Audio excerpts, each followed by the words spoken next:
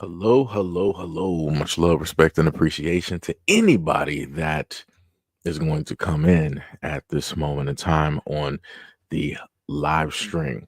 So we got a quite a few videos. I think maybe about 11, 12, maybe even 13 videos, depending on how the other videos may work out.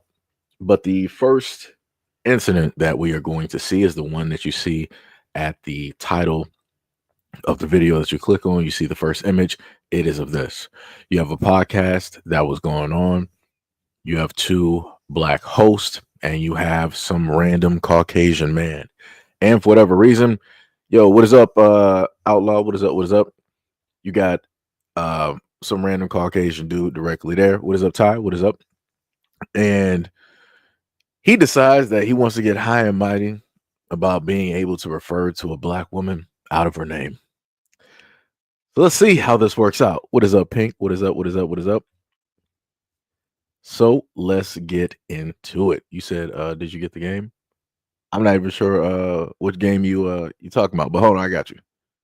Somebody specifically saying you can't call a black woman a and I'm like, you got me up. You think that just because a woman is black, I can't call her a Are you smoking crack? I'll call whoever the I want to a And I feel like you're getting a little hyper and you need to just calm down a little bit because you're shaking. And this is what I'm saying. You know what you said was up. No, I don't. I don't like being checked, bro. Like you got, like, I don't know what you think you're on right now, bro. Stop yelling, because I'm talking to you in a respectful manner. You're actually Your shaking. words are not respectful. You're actually shaking. No, actually, his words. You're trying to check me. I'm not checking you. Hold on, time out, because now you're getting a little aggressive and you're sitting up. But you see how I am, right? You see how I am, and you just said something to my man about the same thing.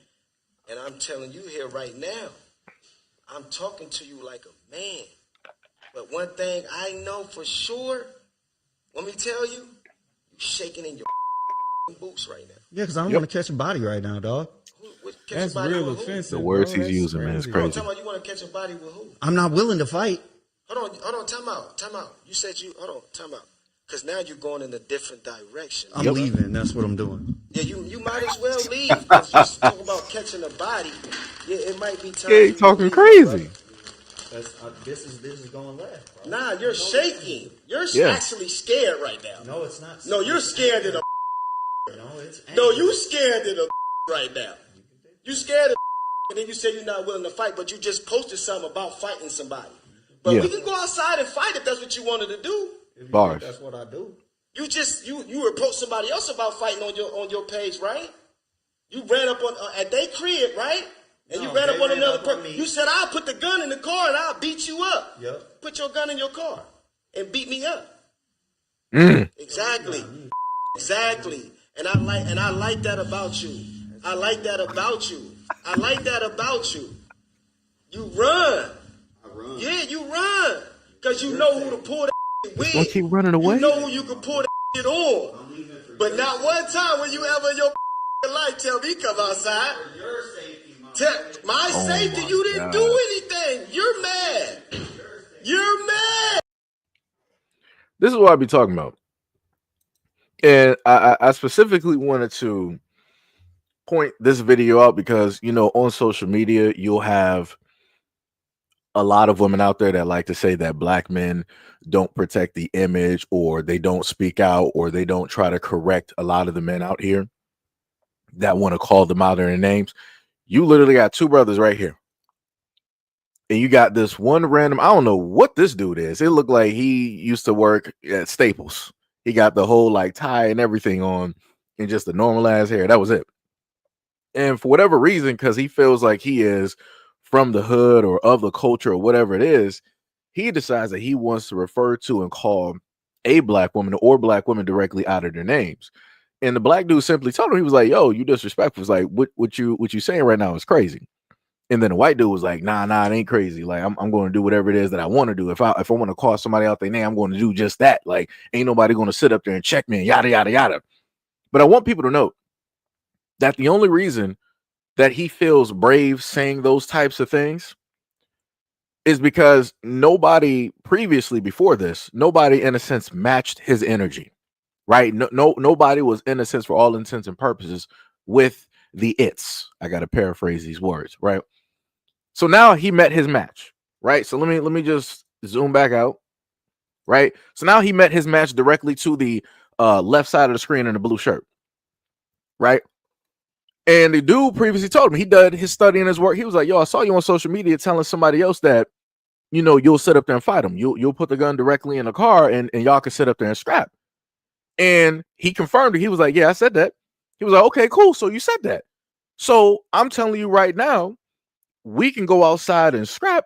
Leave your gun directly in the car. We can go outside and scrap."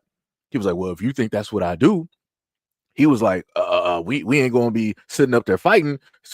It ain't go." Like I said, he all on that Columbine type of like mentality. He ain't about actually fighting over what it is that he stands on. The only time that he's gonna fight is if he got a weapon in his hand. That's it. That's the only reason that he's even in that room. That's the only reason that he's even having this argument right now is because he has a firearm. That's it. If it was just him solo by himself without no ammunition, he ain't speaking the exact same way. And he in that room with two black men talking about, yeah, the only reason I'm not shaking. This is anger. No, you were scared. You were scared. You were in fight or flight, and you chose flight. Like you said before, you ain't about no fighting. And this is why I consistently try to tell people before, you gotta start checking a lot of these people that want to come directly into the culture, because this type of stuff is crazy to me. You gonna sit up there and tell another black man like I ain't trying to catch a body? Who are you talking to? Who are you talking to? Like, yo, those some crazy threats. Like, if you're gonna say something that crazy, then speak directly to the person that is directly speaking to you. And it's crazy to me how the dude want to say that the black guy's being disrespectful. Being disrespectful how? It's all men talking. He's directly speaking to you. He's not being indirect. He's not talking in circles. He's not beating around the bush. He's looking you directly in your eye as a man speaking to you. And you can't even sit up there and do that. You like, man, I ain't trying to catch a body. It's like, yo, I'm leaving for your safety. No, you left for yours. Because even without the other co-host that is there, who is obviously a larger statured guy, I would put $1,000 directly on the black man in the blue shirt to wipe the floor with that white boy. Real quick. That boy will be done within probably less than 5 hits. He will be on the floor. And technically looking at him standing up, he should actually have height advantage. But like I said before, guys like him don't know how to fight. And they not about fighting because they not about losing. They are not about that life at all. Like I said, straight cornball. 100% straight cornball. Ridiculous. We got a shout out, much love, respect, and appreciation to Brandon V. World, aka Officer Haku, aka Outlaw, said, I guess he thought because he shot that Shaggy's Are Us, because he shot at Shaggy Are Us, he thought he was going to get a pass for that comment. When the boy said he didn't want to catch a body, are you around my car off the road? Boy, catch a body out there around my car off the road. Yeah, I got you. Yeah, like I said, that dude is talking crazy. That is straight mad. But like I said, that's what happens when you have these random people that want to take on or be quote unquote a part of the culture. They're gonna come out here and just be disrespectful. There was a large white dude in Texas that was also talking real crazy too. He was like, yo, man, we can sit up there and like run fades, all this other type of stuff, yada yada yada. I can sit up there and say the N-word, nah, all this other. I'm like, dog, like this is why I try to sit up there and tell a whole like black people from around these ways around the United States. I'm like, yo, stop allowing a lot of these people out here to think that it is okay to do this stuff. Because I'm like, y'all setting these who had to paraphrase, y'all setting them up for failure. Because I'm pretty sure that they know, like that one white boy from Texas, I think his name is Ginger Lee, aka Gingerly, right? I'm pretty sure he knows that if he goes to other areas around the country and he's trying to sit up there and say those words, yeah, that's not going to be flying. That is not going to sit up there and be flying. You might be able to do that in Texas because you holding down with a gun. You might be able to do that. Other places around the United States, other people got guns too. and you sit up there and say that around them, it is probably going to be on site. Like I said, these white boys out here getting out of hand. I don't know who is friends with these white boys out here. I don't know who is in allegiance or in alignment. Y'all better get y'all friends in order real quick. That's all I'm saying. Like that's crazy. You ain't never heard black dudes try to come into somebody else's like culture or whatever it is, deciding that they just going to openly disrespect the people or the women there. It's like, yeah, I'm in here. I'm going to say whatever it is. I'm just going to be as massively. Nah, we try to be as respectful as possible. We come, it could be a sunny day outside, the cleanest streets and sidewalks. We're still going to sit up there and wipe off our feet at the front door. Even though there's nothing there, we're still going to be wiping off our feet at the front door out of respect. But like I said before, when it deals or details with other people directly out here who are outside of the culture coming directly in, this is how they look. This is how they deem, and this is how they talk to black people. Like I said, that white boy was talking as if he was an owner, as if he was a slave master. He was like, I'm going to say whatever it is that I want to do. You ain't going to sit up there and check me. I don't like being checked. What is we doing? I ain't trying to catch a body. I don't fight. That's crazy. That is crazy. That's 100% crazy. Brandon V. World said, sorry, speak to text. No, I got you. It's all good. It's all good. Much love and appreciation for the $10 dono to the channel. Like I said, man, shout out to these brothers out here that stood directly on it, and they showed exactly what it was. That guy was not about that life. He's about running his mouth, and that's it. Without a weapon directly in his hand, he ain't about to be moving nothing. He ain't gonna do nothing. The wind can pretty much end, and I don't weigh that much, but I can sit up there and tell you, even at his height and stature and the little bit of weight that he got, the wind can sit up there and knock him down. So why he got his mouth blowing like a helium balloon, I have no clue. But this is where we are, right? So next, let's go to another topic that was trending for like the last 2 days on Twitter. I did actually have a live stream set up to talk about the things going on Twitter about it, being out of order for about 3 or several different times throughout the day. But this was one of the main things that popped directly up, right? And this has to do with a social media comedian by the name of Druski. Yeah, I've been in attendance. Not hey, what you smirking for? I ain't saying that. It's been in attendance. It's regular tourist. I said I've been in attendance. I have been in attendance. We never been. We just asked him. Yeah. As soon as you asked, he said, "You had fun." I ain't seen that. Yeah, you did. Yeah, I had fun. Yeah, I mean, it was a party. I wasn't at one of them parties. Where's shut up off of been in attendance at a puff party. You know that I've been in attendance. Yeah, I went, but I ain't. Yeah, I don't know which party. The party I went to, it was girls turning up. You know what I'm saying? The regular. You know what I mean? Other celebrities. Right. So that was Druski talking about being in attendance at a Diddy party, as everybody is, commonly known, and found out about those parties and the various things that transpires throughout those parties, right? It's mad work out there. Mad work. And one of the things that, because I had another video I was actually trying to post up there, but I can't find it right now. One of the main things that he was trying to convey and why this is getting brought up, let me swap directly to OBS. See if I still got it up here. Nope, that's about Twitter. It was about this here. You may be able to slightly see it. Let me swap the screens right there. All right. So you might not be able to really see it, but I'm going to read it directly off to you. I got to zoom this. I got to make this a little bit larger for myself. Let me see. Full projector. Right.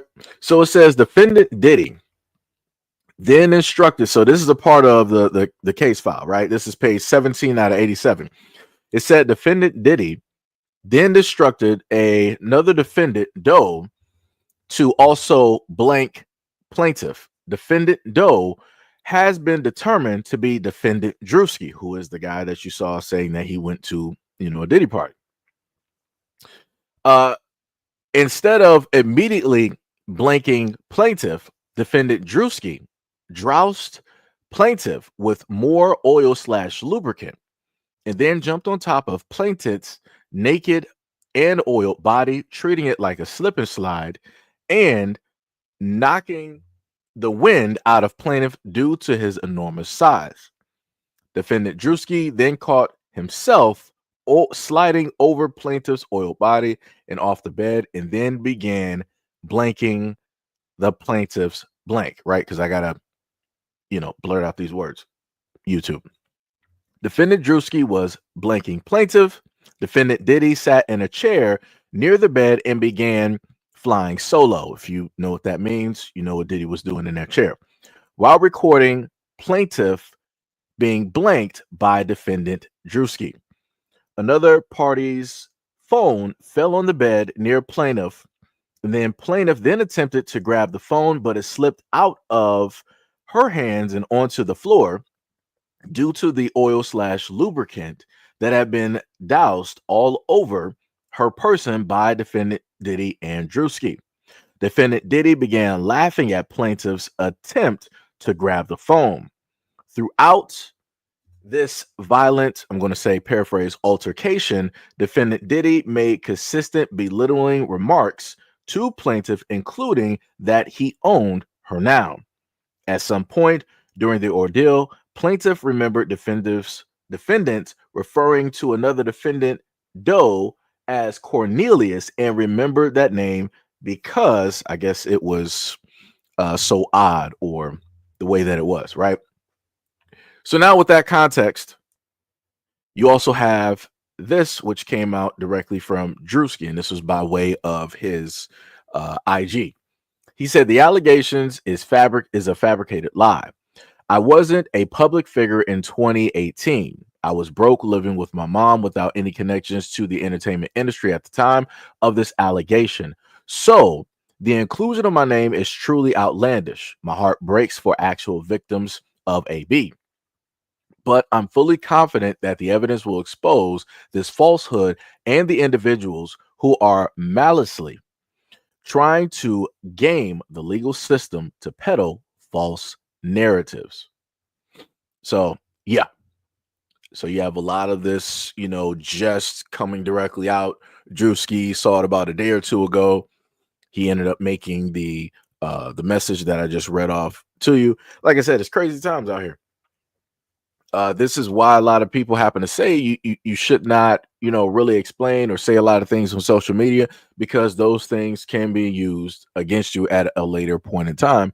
And as a lot of people like to say, the internet is forever, right? So I'm not sure when Druski did that interview with Gilly and Wallow, but now people are able to bring that right back up and, say some stuff. There was also another video up there where he stated that any celebrity who said that they went to a Diddy party and that they weren't a part of the, the after dark, hours type of thing were lying.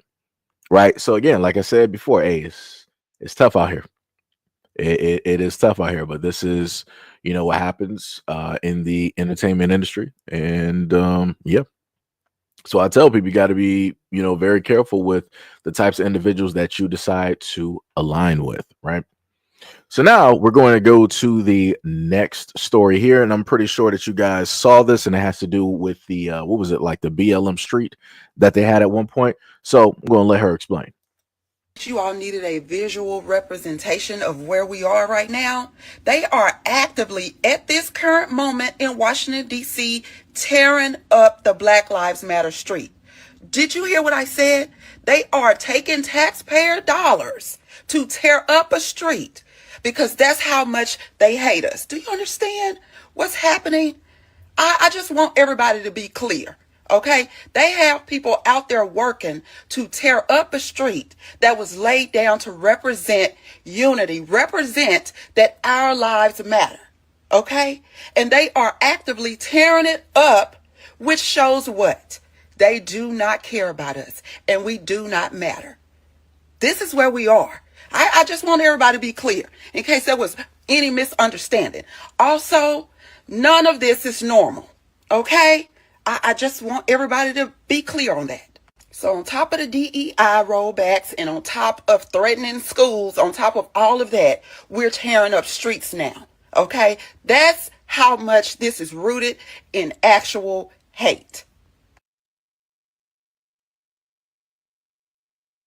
Right? I wish I would actually put the video up of the street getting torn up, but you know, like I said, for me, it is what it is. And as I sit here, I see a couple of people.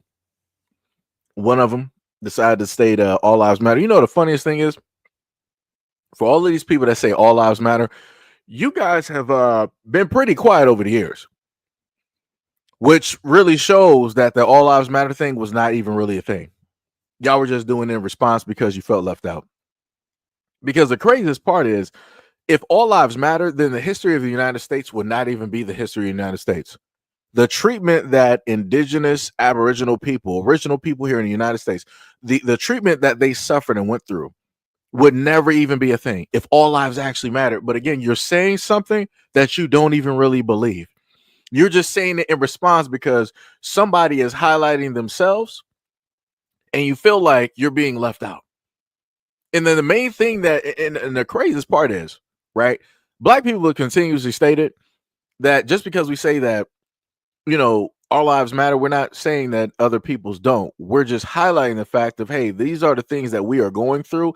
And it seems as though that going through the lens of the media and on the internet, it's not really being highlighted. It's being overlooked. It's not being looked at. Nobody's taking a deep dive. So we're going to highlight this. We're going to use our own energy. We're going to use our faces.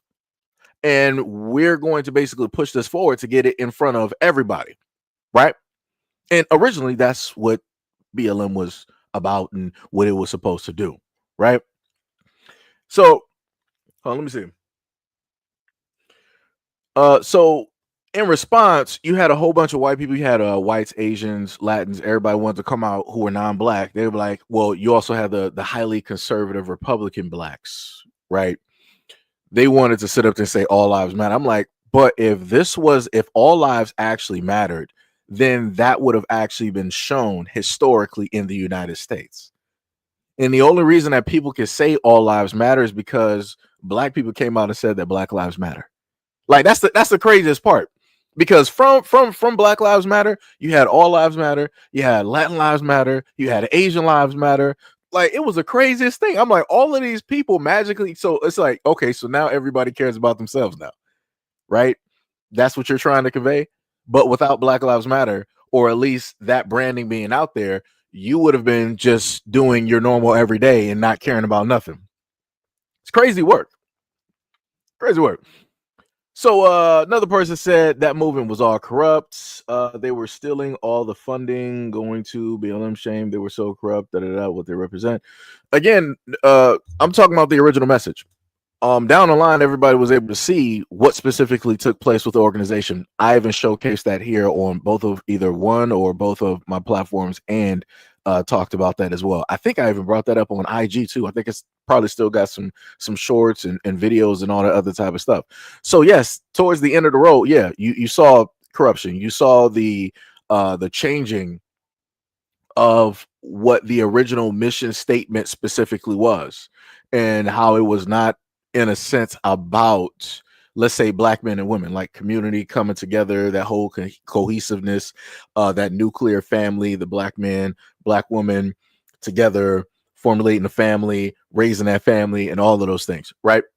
Like I said before, I covered directly all of that. But my main point is, whenever Black people come up with some type of branding, a organization or something to highlight themselves, magically the whole world stops and people are like, oh no, you can't do that. That's divisive. You're trying to segregate yourself from everybody else. It's like everybody else has lives too. Everybody else has children too. Everybody else's lives are important too. Why should just your life be like? That's how stupid everybody else sounded.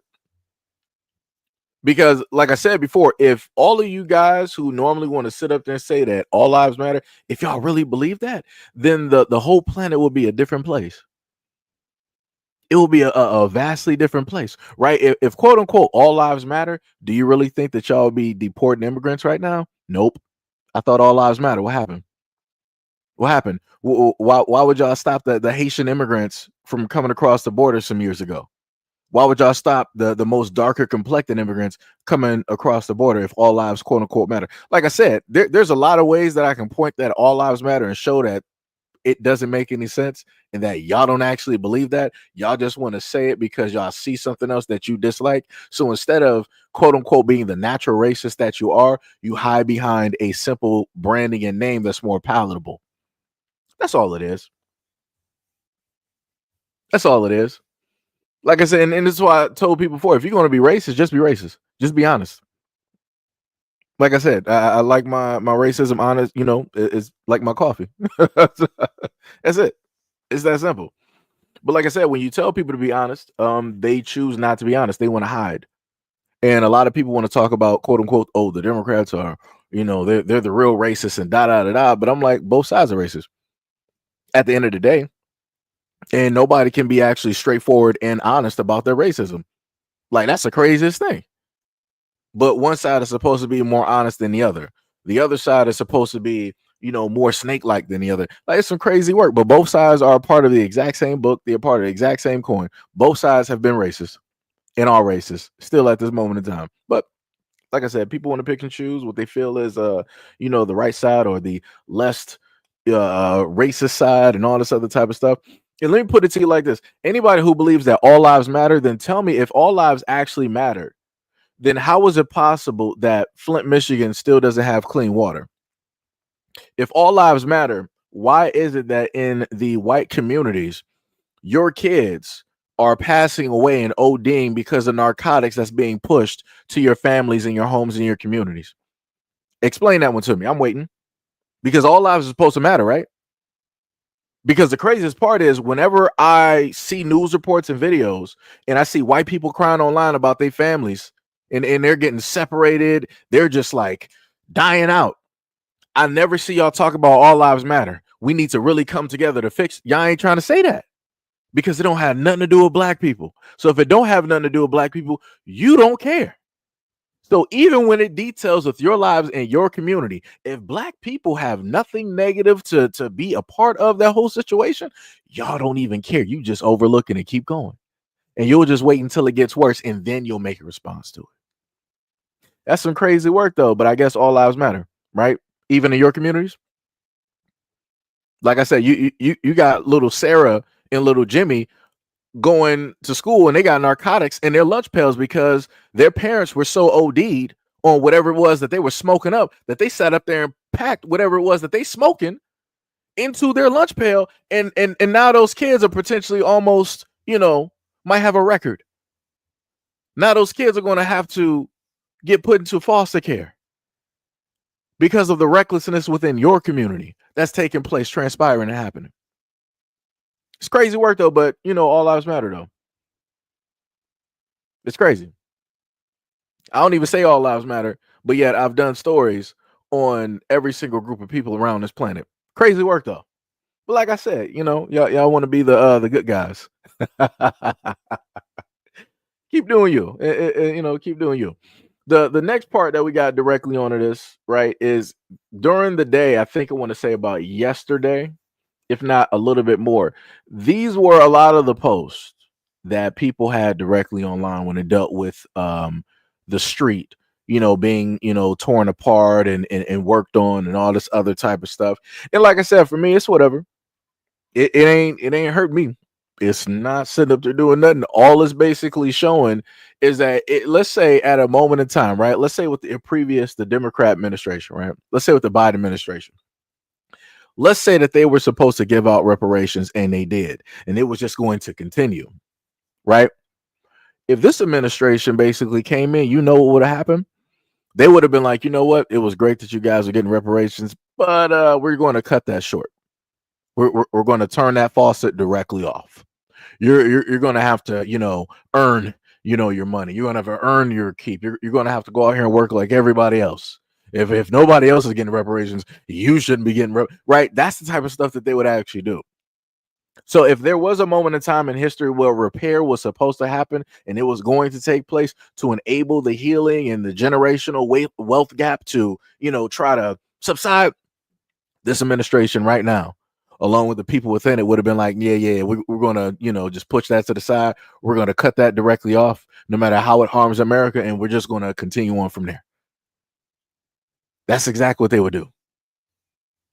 Because seemingly any and everything that has to do with black people, they want to try to dismantle or take away as if it's hurting or hindering black people. DEI, affirmative action, all of these things, when primarily the main beneficiaries have always been white women because they are a minority within the majority, which is crazy. That's the craziest work. And again, these are the same women who decided that they wanted to vote against their own best interest, being a minority themselves. Amongst their own community and group, knowing the fact of how disenfranchised they are, knowing the fact that even if they're qualified, those women are not going to get those higher up positions and whatnot, where because the men there are going to be like, I'm not about to give that to you. You're a woman. Why am I going to give that to you when I can just give that to John down the street? He might not be very much qualified, but I can sit up there and teach him. I'm going to put a man directly in his seat. I'm not going to sit up there and put you, Karen, go back home. Make me some toast. Don't burn it this time, or you're getting slapped. And take care of those kids. That's it. That's as simple as it is.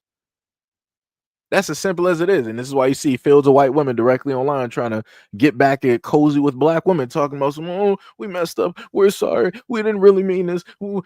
Something needs to be done. We got to fight. We got to get together. What's the plan? And black women are like, we're not doing nothing. We're watching Tubi. Why are you trying to pester and bother us? This is your problem.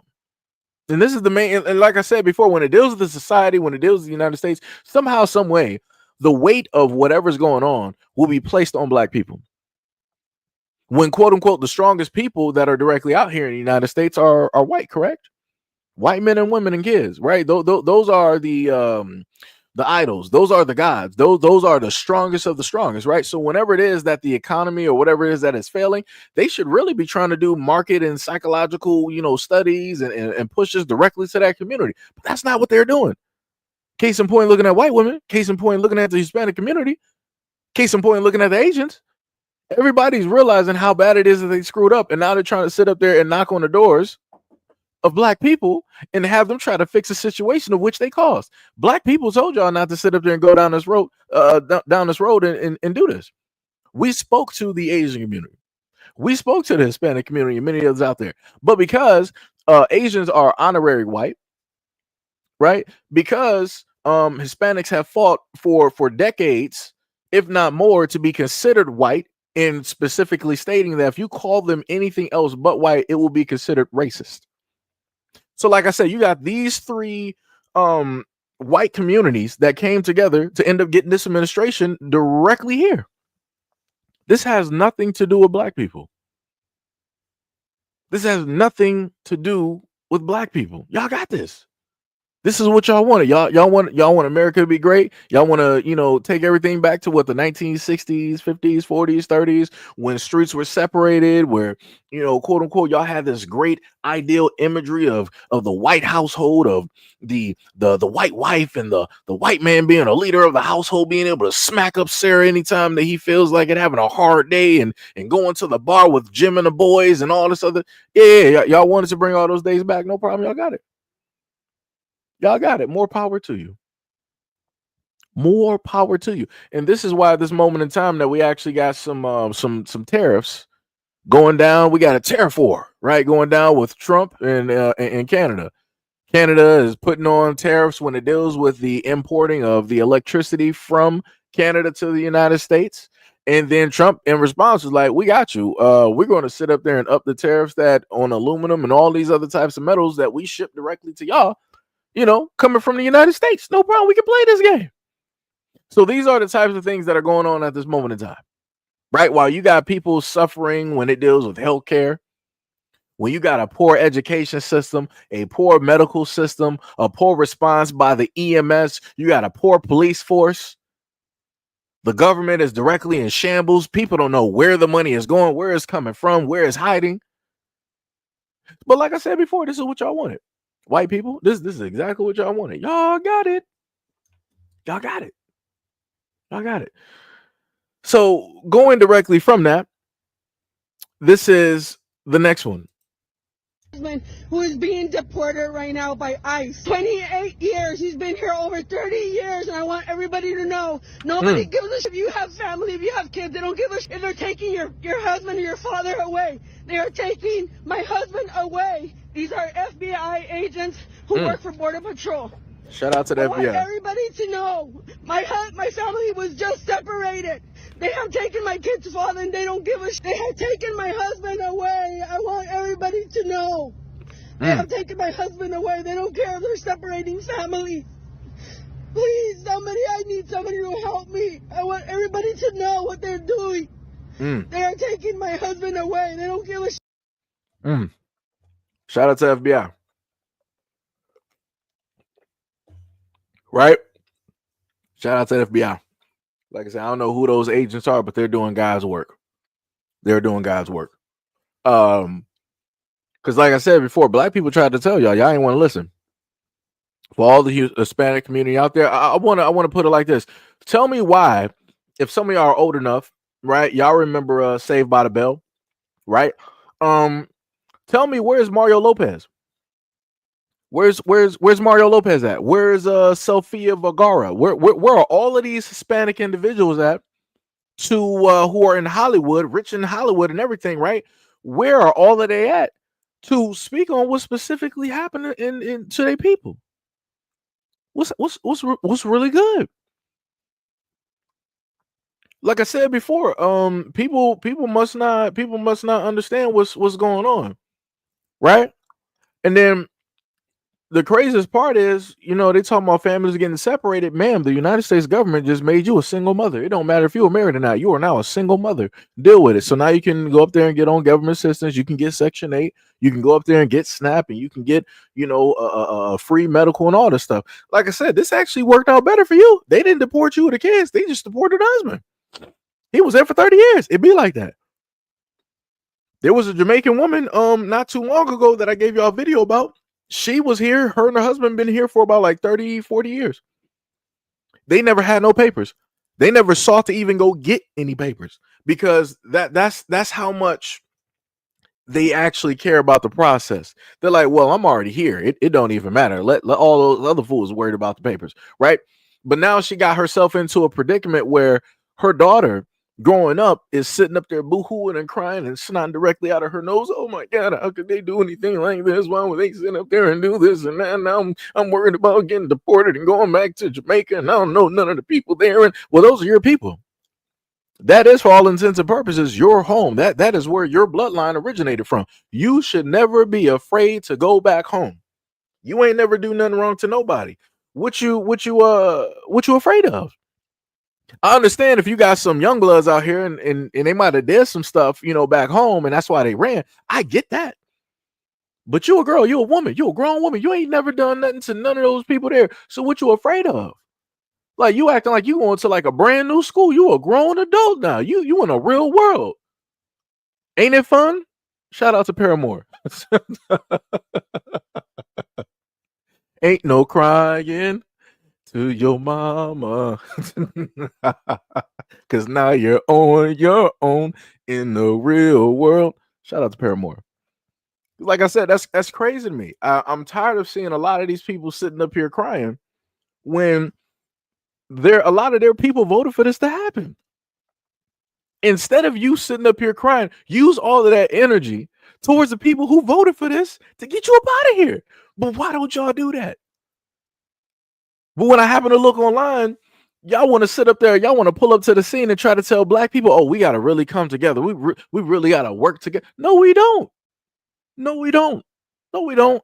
Y'all said that y'all was tired of black people protesting. Y'all say y'all was tired of black people sitting up there talking. So we're good now. We understand and we listen. We might have been hard-headed in the beginning, but we got you. You say y'all don't want us to protest. Y'all don't want us to march. Y'all don't want us to hold up picket signs, create teach. No problem. So we sitting out. But now y'all like, no. What we really meant was, we don't want you to just highlight your own issues and be selfish with your energy and your time and the light that you can bring to it. We want you to use all of that and bring it to us and bring awareness to what it is that we're specifically going through. Because we're unable to do that for ourselves, which is crazy to me. That would almost, in a sense, go back to the whole thing of black people being able to lend energy or to make something hot because other people can't. That's some crazy work. All of these groups out here sitting up there looking for black people to help them out and bring light to their injustices that's going on. Why don't y'all make the whole situation hot and do it yourselves? But you can't. You don't have the type of energy and everything necessary like black Americans got in order to do it. Because I done seen people protesting the whole immigration thing across the United States, but it was a flash in the pan. But guess what? If black people was out there, it'd be a whole different situation. But oops, this is what happens when you know, you don't want to pay attention or listen. It's crazy. It's crazy. Ivan said, why she ain't married that guy? She had this baby. I mean, she said that was her husband. That's it clearly froze on the word husband. You know, just saying. Just saying. You said black people can't help themselves out. If you're looking for them to help, you're stupid. No, your thought process is actually pretty stupid. Because the funniest thing is, if you look through a lot of situations, black people have actually helped out a multitude of groups and use a lot of their energy and whatever it is that they could bring so that awareness could be brought, so that problems can be highlighted and fixed. But you're like one of the other ones directly out there where you want to fixate on just what it is that the media tells you, right? But you're not looking at the houses, you're not looking at the neighborhoods, you're not looking at the actual kids. You just want to only specifically point out and look at the bad sides that the media, mainstream media, basically tells you. Because like I said, I'm black all day long. Grew up in a black household around black people, probably know more black people than you've ever known in your life, because more than likely the main ones that you've seen are directly on TV. Even if you're in California, I've still known and been around more black people than you. Just gonna put that directly out there. But like I said before, it is what it is. If you believe that black people can't do for themselves, that's some crazy work. Because like I said before, the funniest thing is whenever black people happen to come up with something, this is when everybody else wants to copy. This is when everybody else now wants to highlight problems and issues directly in their families or amongst themselves and whatnot or whatever, which is crazy work to me. Because I felt that if you are somebody of a different culture or ethnicity, you would care and love about yourself so much that you would automatically do that for your people and your culture. But y'all don't. You only do it whenever it is that black people happen to rise up and start speaking about their plight, their situation, their social injustices. This is the only time that y'all want to happen to speak, and you'll be like, "Oh no, it's wrong for you to just only speak about yourselves." What about everybody else? What about everybody else? Everybody else should be worrying about everybody else, because that's the main thing that everybody else has told black Americans. Everybody's like, "Hey, black Americans, stop depending on the government. Stop appearing, stop looking for handouts. Stop begging. Stop doing this. Stop." So then when we sit up there and do that, y'all want to turn around and complain about like, "Oh, y'all segregationalists. You guys are divisive. You guys are the most racist out here because all you guys want to sit up and do is focus on race and you want to focus on yourself being victims." What? Which one is it? Do you want us to sit up there and try to create an infrastructure or something or other that can bring attention and awareness as a whole so that the situation could actually get fixed? And then y'all can actually shut up talking about, oh, the crime and the drugs and the guns. But yet I figured it out. Y'all don't want to. In order for you guys to actually, in a sense, exist and be fine, you need to have a comparison, right? So every other community and group directly out here, white, Hispanic, Asian, whatever, African, in order for you guys to be fine and dandy, not to have to focus in on y'all problems, you need somebody else that you feel is under and you feel is doing a lot worse. And that will be, quote unquote, historically, right? Because that's the main narratives that's been put out there. That'll be the black community, right? Everybody's like, "Oh, look what the blacks are doing. Democrat-run cities. You can't do this. Look at the expenditures of money. Y'all can't do this. Look at your kids. You can't do this. Look at your households. You can't do this. Look at your neighborhoods. You can't do this," right? And then everybody else will be like, well, we might be doing bad, but we're not as doing as bad as or as worse as the blacks. That's the blacks. Like I said before, y'all don't actually care. You need, in a sense, black people to be in some type of predicament so that you don't have to sit at home and look at yourselves in the mirror. This is why I highlight the issues in every single community to further showcase the fact that if you say all lives matter and you believe it, you don't. So you said they came illegally, criminals are criminals regardless of race. If they were here for multiple decades, they could have fixed their paper situation. That's a no-brainer.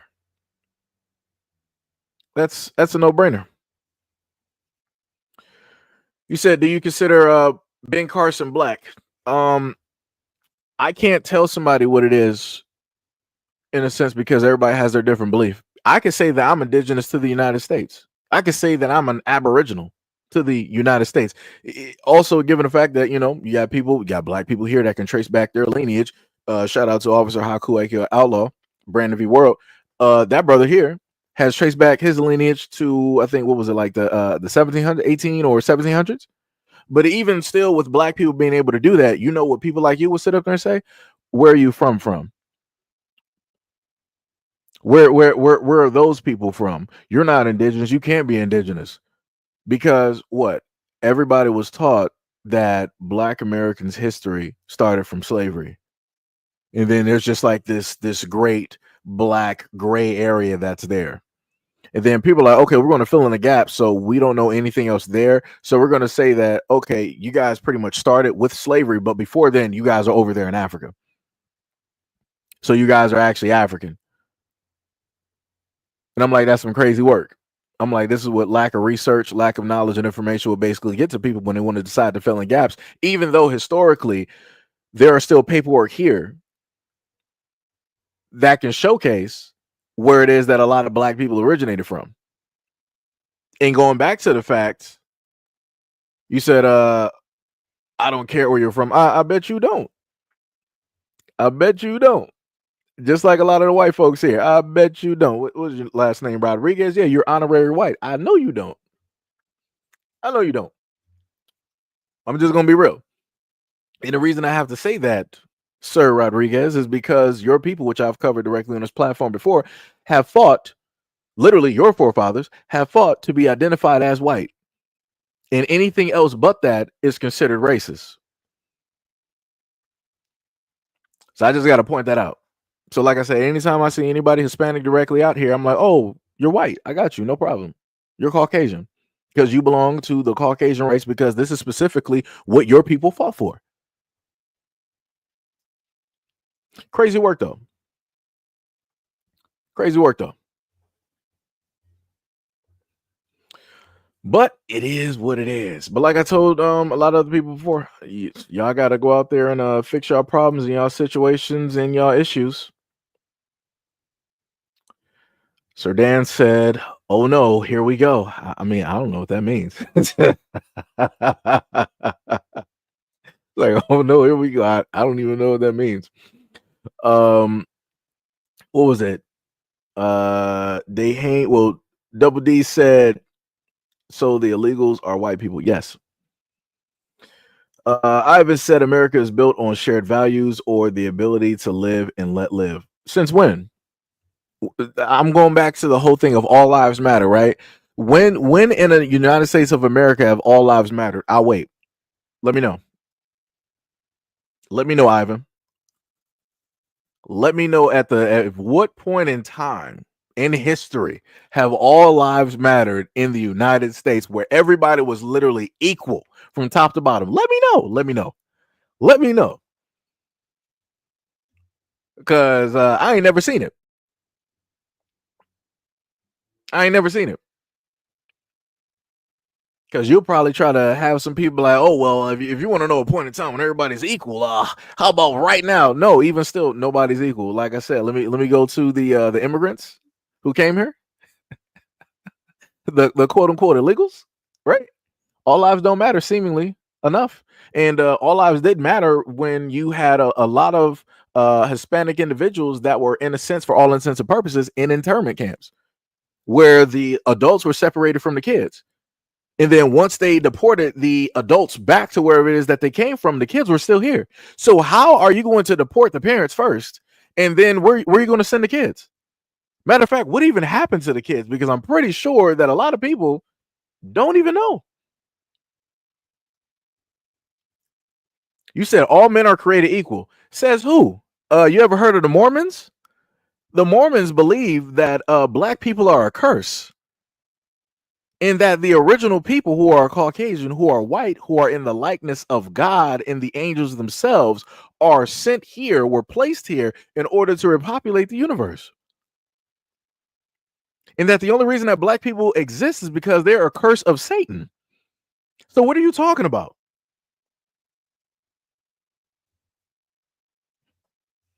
Now you're moving the goalposts. You said that you would never consider yourself equal to a Geppetto.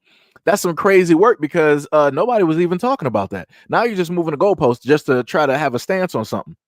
That makes no sense. What barring does that even have to do with the situation I'm talking about? Where in what part in time in history has all people, all life been considered equal? I'm still waiting on that because you can't give me one. I can go around this whole planet and sit up there and show you from continent to continent where people were not considered equal. Somebody always figured themselves to be mightier, greater, smarter, more intelligent than the others. So you know what happens to the ones who are not considered within the same path? They exterminate. They get rid of. Like I said, what happened to the Aboriginal population of Australia? What happened to that? Because like I said, Australia, that's a warm continent, right? That's a warm landmass, right? So how's it possible that you got all of those white folks there? So are we saying that the Aboriginals just over time in a warm climate, instead of getting darker or staying the exact same complexion, they lost melanin and then just became Caucasian? Like, is that what we're doing? Like, what are we doing? Aw, dang. Ty got him. So I was like, see what I mean? Says they won't respond to me. Mo was like, too late. Our untamed pit bull chased them away. Oh man. Oh man, that's some crazy work right there. Man, we were having such a great conversation. Let me tell you. It's good times, guys. But much love, respect, and appreciation to all the people directly out there. Much love. So now we're going to go to the next video. You go to work, you don't tell your boss how to supervise you. When you go to the nail shop, you don't tell the nail tech how to be a nail tech. When you go to a restaurant, you don't tell the owner how to run their business. So why is it that when you're in a relationship, you try to tell a man how to be a man? Why is it that when you're in a relationship, that the minute that a man does something that makes you uncomfortable, you're all of a sudden equating that to him being a bad person? Why is it that the minute that the smallest thing is off, you're ready to blow it all to shit? The nail tech can mess up your nails. You probably gonna go back and see her. That restaurant could have messed up your order a little bit. You probably still gonna go back and eat that food. Your supervisor can piss you off every day. You're still going to show up for work. You're still not going to tell them how to do what they're in position to do. But why is it that your man that is supposed to be your leader, that you trust with your body and your energy, when he tells you things that are constructive criticism, why is it that you cannot listen? Why is it that you're combative? Why is it that you're making an argument? Why is it that you feel, oh, he's trying to change you? Change is good. Get uncomfortable. Y'all look at change like, oh my gosh, he's trying to change me to be this person. A man who cares about you is going to try to switch some stuff up. If he sees something that's off or sees something in you that you lack, he's going to guide you the right way. It's not always control. Sometimes take time out with that same trust you gave your body with to trust his word and follow his leadership. Hey, I'm just a messenger. That's bars. And, that's something that I tried to bring up to people before, and I think I had some live streams and whatnot specifically about that, where you would have women that will decide that, they don't want a guy to specifically tell them this, tell them that. A man can't sit up there and lead them, even if they have a husband, all these other types of things, and yada, yada, yada. But the craziest thing is, I'm like, But when it deals, like you said before, when it's dealing with the Asian males who are doing the women's nails, they can mess up or do whatever, and you're going to come directly back there. You go to a fast food restaurant, somebody's going to mess up your order, you're going to come back there. Your boss or your manager can sit up there and make you as mad as all get out, but you're still going to respect him, and you're going to come back to that job, and you're going to do that work, if not more.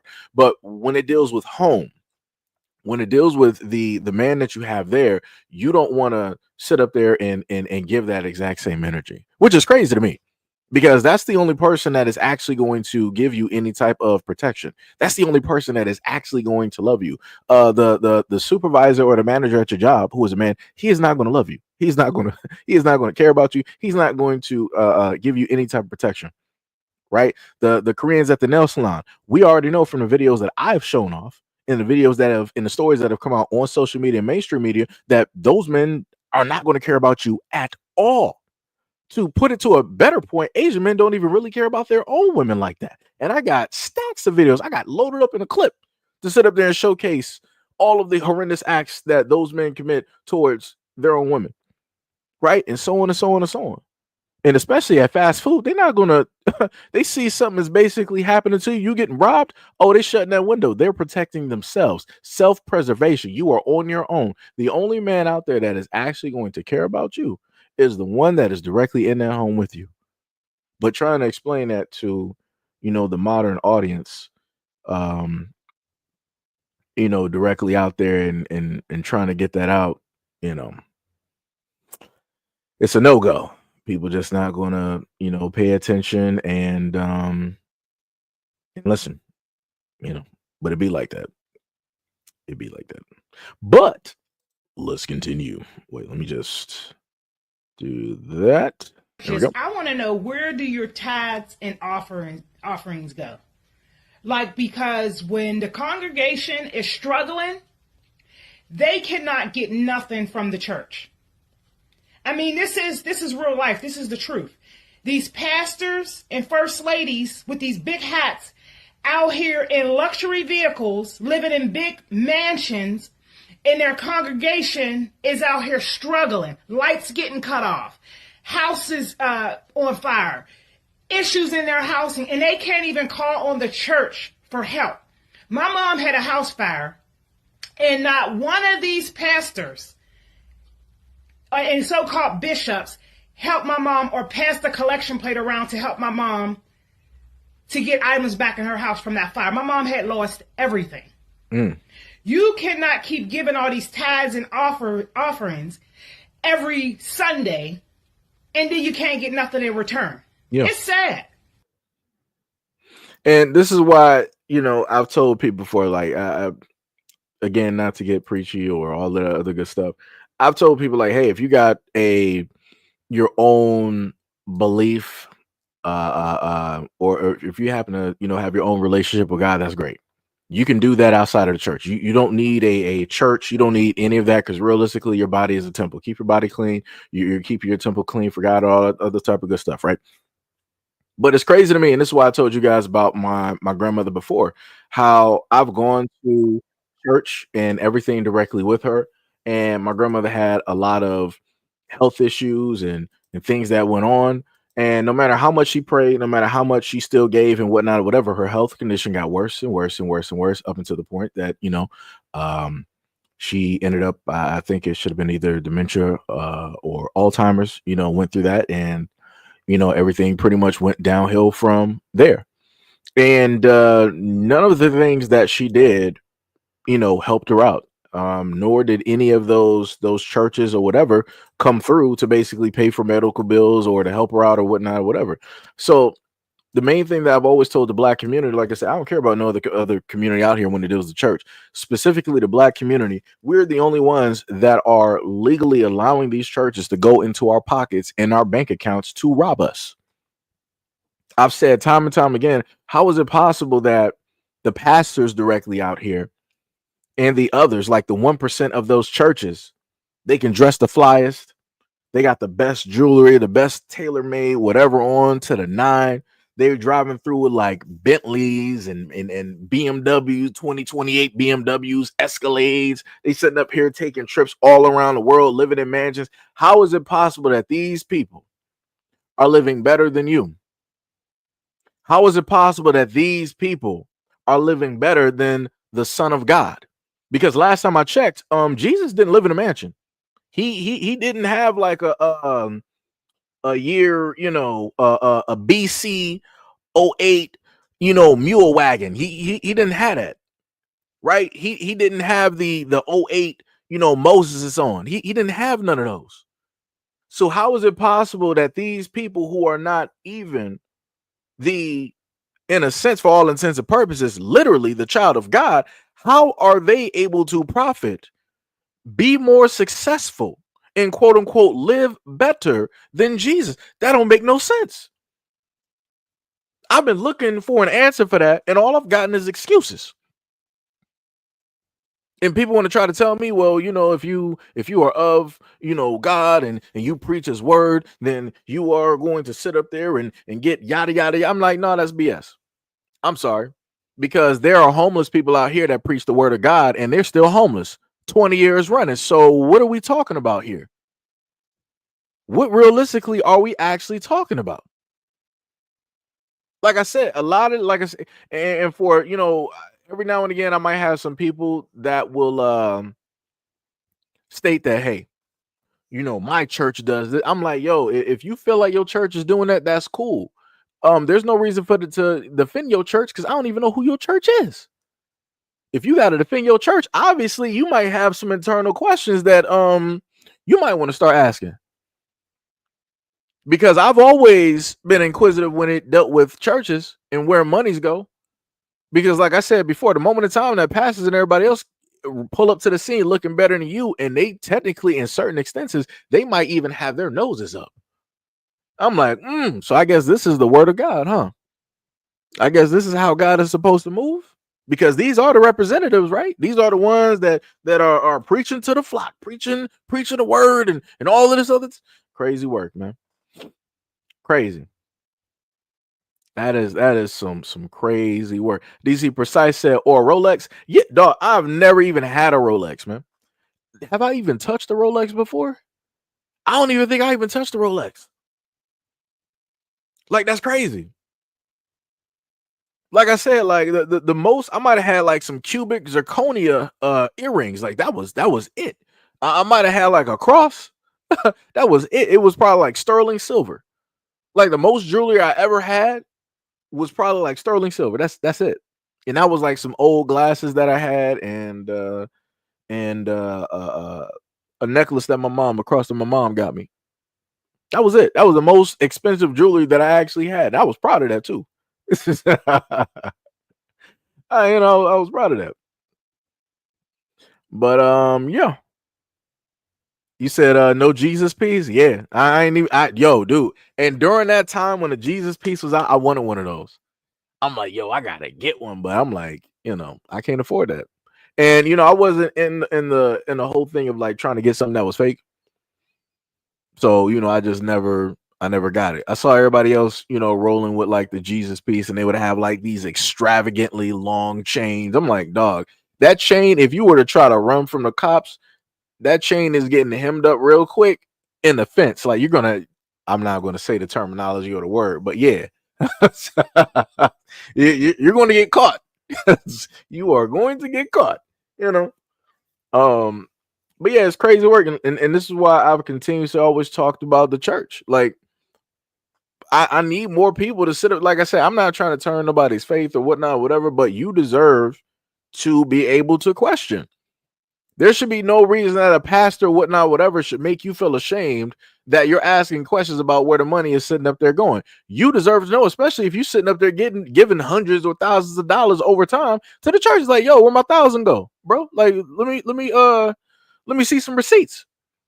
Because if I'm still looking around and I'm seeing some patchwork that needs to be done, some things going on with the lights and whatnot, where my $1,000 going? Because like I said, I showed y'all a video before where people, I forgot what church it was, they were sitting up there doing some crazy stuff where the top 1% had a raffle or they were gifting like a Bentley to somebody else. I'm like, brother, what? You're gifting a Bentley to somebody else that's of the 1%, but yet everybody else that is of the flock who are donating to you, tithing, quote unquote, tithing to you, they can barely afford their car note. Word? So you can donate a Bentley, but you can't donate 10 houses to the folks that crazy. But like I said, this is the type of religion that people want to go for. This is the type of religion that people want to go for. That's crazy. Amaru said, "Oh man, come on, treat yourself better in the now." What you talking about with the whole thing with like the jewelry or whatnot? I mean, I was never really a jewelry type of person for all intents and purposes. Now, I did say there was like certain types. Instead of me saying it, I would rather just pull up to the scene with it. But there's other type of stuff I would rather get, but on a more realistic basis. The other reason I never bought any of that type of jewelry or whatnot is because I wanted to invest into the channel. I wanted to put money back in to the channel because like I told people before, there's a lot of other things that detail with social media behind the scenes where you need to invest in order for things to keep going, or in order for those things to get better. There's a multitude of different facets, from a computer to a mic to better screens to docks and all this other type of stuff that are needed. So yeah, there's that. He said, try to get that money back from the church and you'll see what they tell you. Oh yeah. RY said you're not turning anyone away, just making observations and asking critical questions. Those that don't allow you to ask those questions are suspect. Yeah. Timothy said, especially the mega $1 million churches should be having a harvest schedule like farmers for free to needy members in trouble. And that's facts. That is facts. Because the one thing I've always stated before is that these people can afford to give the best to their families, right? Because we, as the flock, the sheep, right, coming directly to them, preaching the word of God, right? We're going directly to them and pretty much giving our all. In certain instances, I've seen people who are coming from the same block, like they sitting up there giving like $500 to $800 to the church. I'm like, brother, I'm like, yo, that money, ma'am, that money can go to something like else in your life. I'm like, that's a lot of money. That church don't need that because they are not going to return that. They're not going to somehow get on a collect call 10-10-220 with God and sit up there and bring you down like a blessing. Like, that's not how that works. That's not how that works. And like I said before, they got everybody caught up on this thing where if you give to God, then you're going to get back as well. Somebody show me in scripture where God actually uses money. I'll wait. Like let me know, how many wallets God has. Cause I'm like, all of these churches supposedly collecting for God and everything else, but I ain't never seen God spend 1 cent. Because last time I checked, God don't need money. God can just do and create and all this other type of stuff. So I'm like, so that would mean if the money ain't for God, then those people of the 1% of the church are collecting that money for themselves. And they're using that money for selfish gain. But I could have sworn, wasn't it against, isn't that what, like one of the 10 commandments or something, like, dealing with, I forgot, it's been a while, right? But something dealing with greed. I got some church people directly in here. But one of the 7 deadly sins, right? Isn't that greed? So wouldn't the churches that are grabbing all of this money, getting millions or hundreds of millions of dollars or whatnot, and they're taking these lavish trips and all, wouldn't that be considered greed? Wouldn't that be sinful? But yet they're trying to disguise it as if it is for the glory of God, for the Lord. That's some crazy work. Like I said, I just, I'm just saying. Just saying. It's crazy. It's crazy work. Tim said, you can't even use churches as a sanctuary to get any type of your money. Yeah, which is thou shalt not covenant. Yeah. Thank you.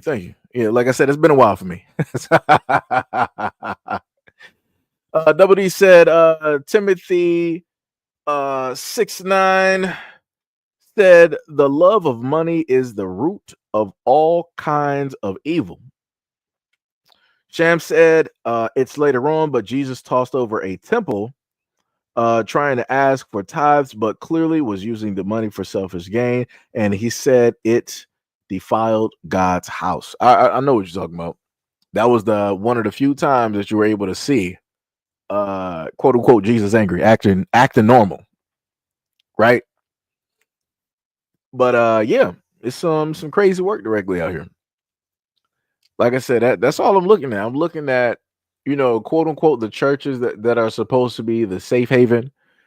But they're some of the most sinful places because, you got a lot of bad things happening. You got married pastors and they're sitting up there going with, some of the flock, having these extracurricular activities. Matter of fact, about a year or two ago, I showed you guys a video where the pastor was at his church. His wife was there, and then a side chick pulled up, and she was pregnant. She pulled up pregnant, and she started fighting the wife. And I'm like, this is what I be talking about. I'm like, and y'all follow these people? Y'all literally follow these people tooth and nail. And the craziest part is that dude literally sat there in that church and was like, yo, I'm not giving up my spot in this church. I'm not relinquishing being pastor no matter what happened here. And I'm like, wow. I'm like, yo, that is crazy. He don't want to give that up because he don't want to give up that money.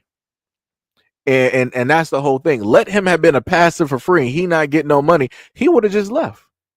But like I said, when you got money tied into these things, where this is like literally somebody's livelihood, oh yeah, you're gonna see how they really act.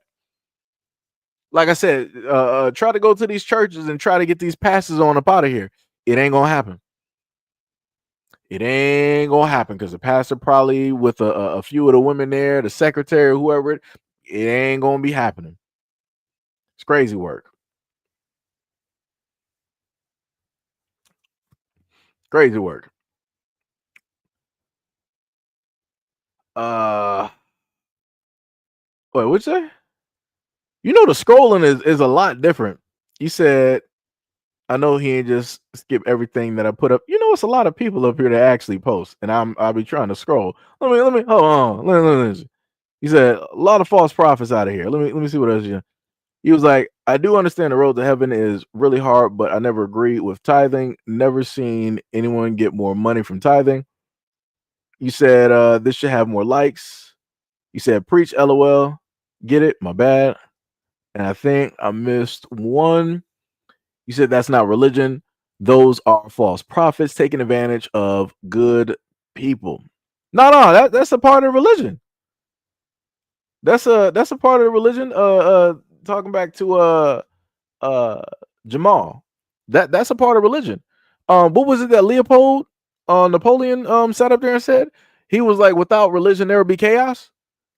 And in previous like other text, you have the higher ups directly up there that basically said that religion is the main thing that is the separation from having us decide to go through and overthrow and whatnot the elites. Yeah, it's a type of control because that's exactly what it is. Because case in point, whenever it is that something happens in the black community, like police come through and they take somebody's life, right?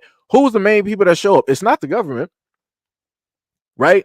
It's not even realistically the civil rights leaders. It's the church. They were like, we're going to ask for peace. We understand that this is a very distressful situation, but we got to ask, what would Jesus do? We got to, no matter how hard it is, no matter how tough it is, no matter how emotional we are, we have to be conscious enough to not go out and do the exact same things that were done to us. We got to look inward. We got to look for a sense or a time for prayer.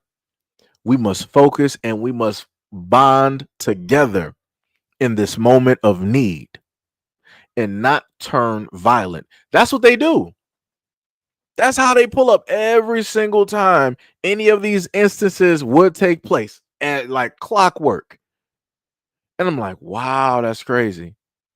But then I get it, at the end of the day, somehow, some way they get money. So of course they're going to pull up to the scene. They're going to get money directly from it. So like I said before, take money directly out of these churches. Let's see how many pastors we got. Let's see how many people we got preaching out here for free. Where these people got to work an everyday normal job and they can't get no type of money, zero money directly from the church. Let's see how many people actually believe in God. Let's see how many people actually know the word and want to worship and this and that. And they want to sit up there and fall all over the place. They want to feel the spirit and start dancing and shucking and jiving. And let's see. Like I said, take money out of religion and let's see who the real God is. Let's try that one out. Take money out of religion and let's see who the real God is. But that won't happen because the first place that money would need to get taken directly out of would be the Vatican. That's the richest of the richest churches directly out there. But guess what? Ain't nobody going to take money from the Vatican, no. Ain't nobody going to do that. Nobody going to do that. They get money from all over the world. They got money hand over foot, on top of more than likely some gold bars in some catacombs underneath the Vatican somewhere.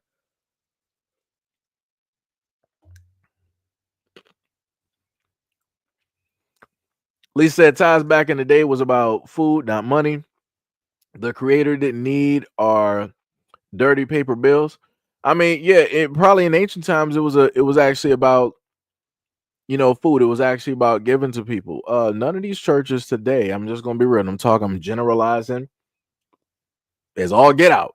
Ain't none of these churches today actually about giving to the people. They're about taking. It's about the selfishness. It's about gluttony. It's about greed. That's it. It is that simple. And if people don't want to sit up there and see that, then go ahead. Allow those beings, allow those entities to keep siphoning that directly off of you. Allow them to siphon all of your energy.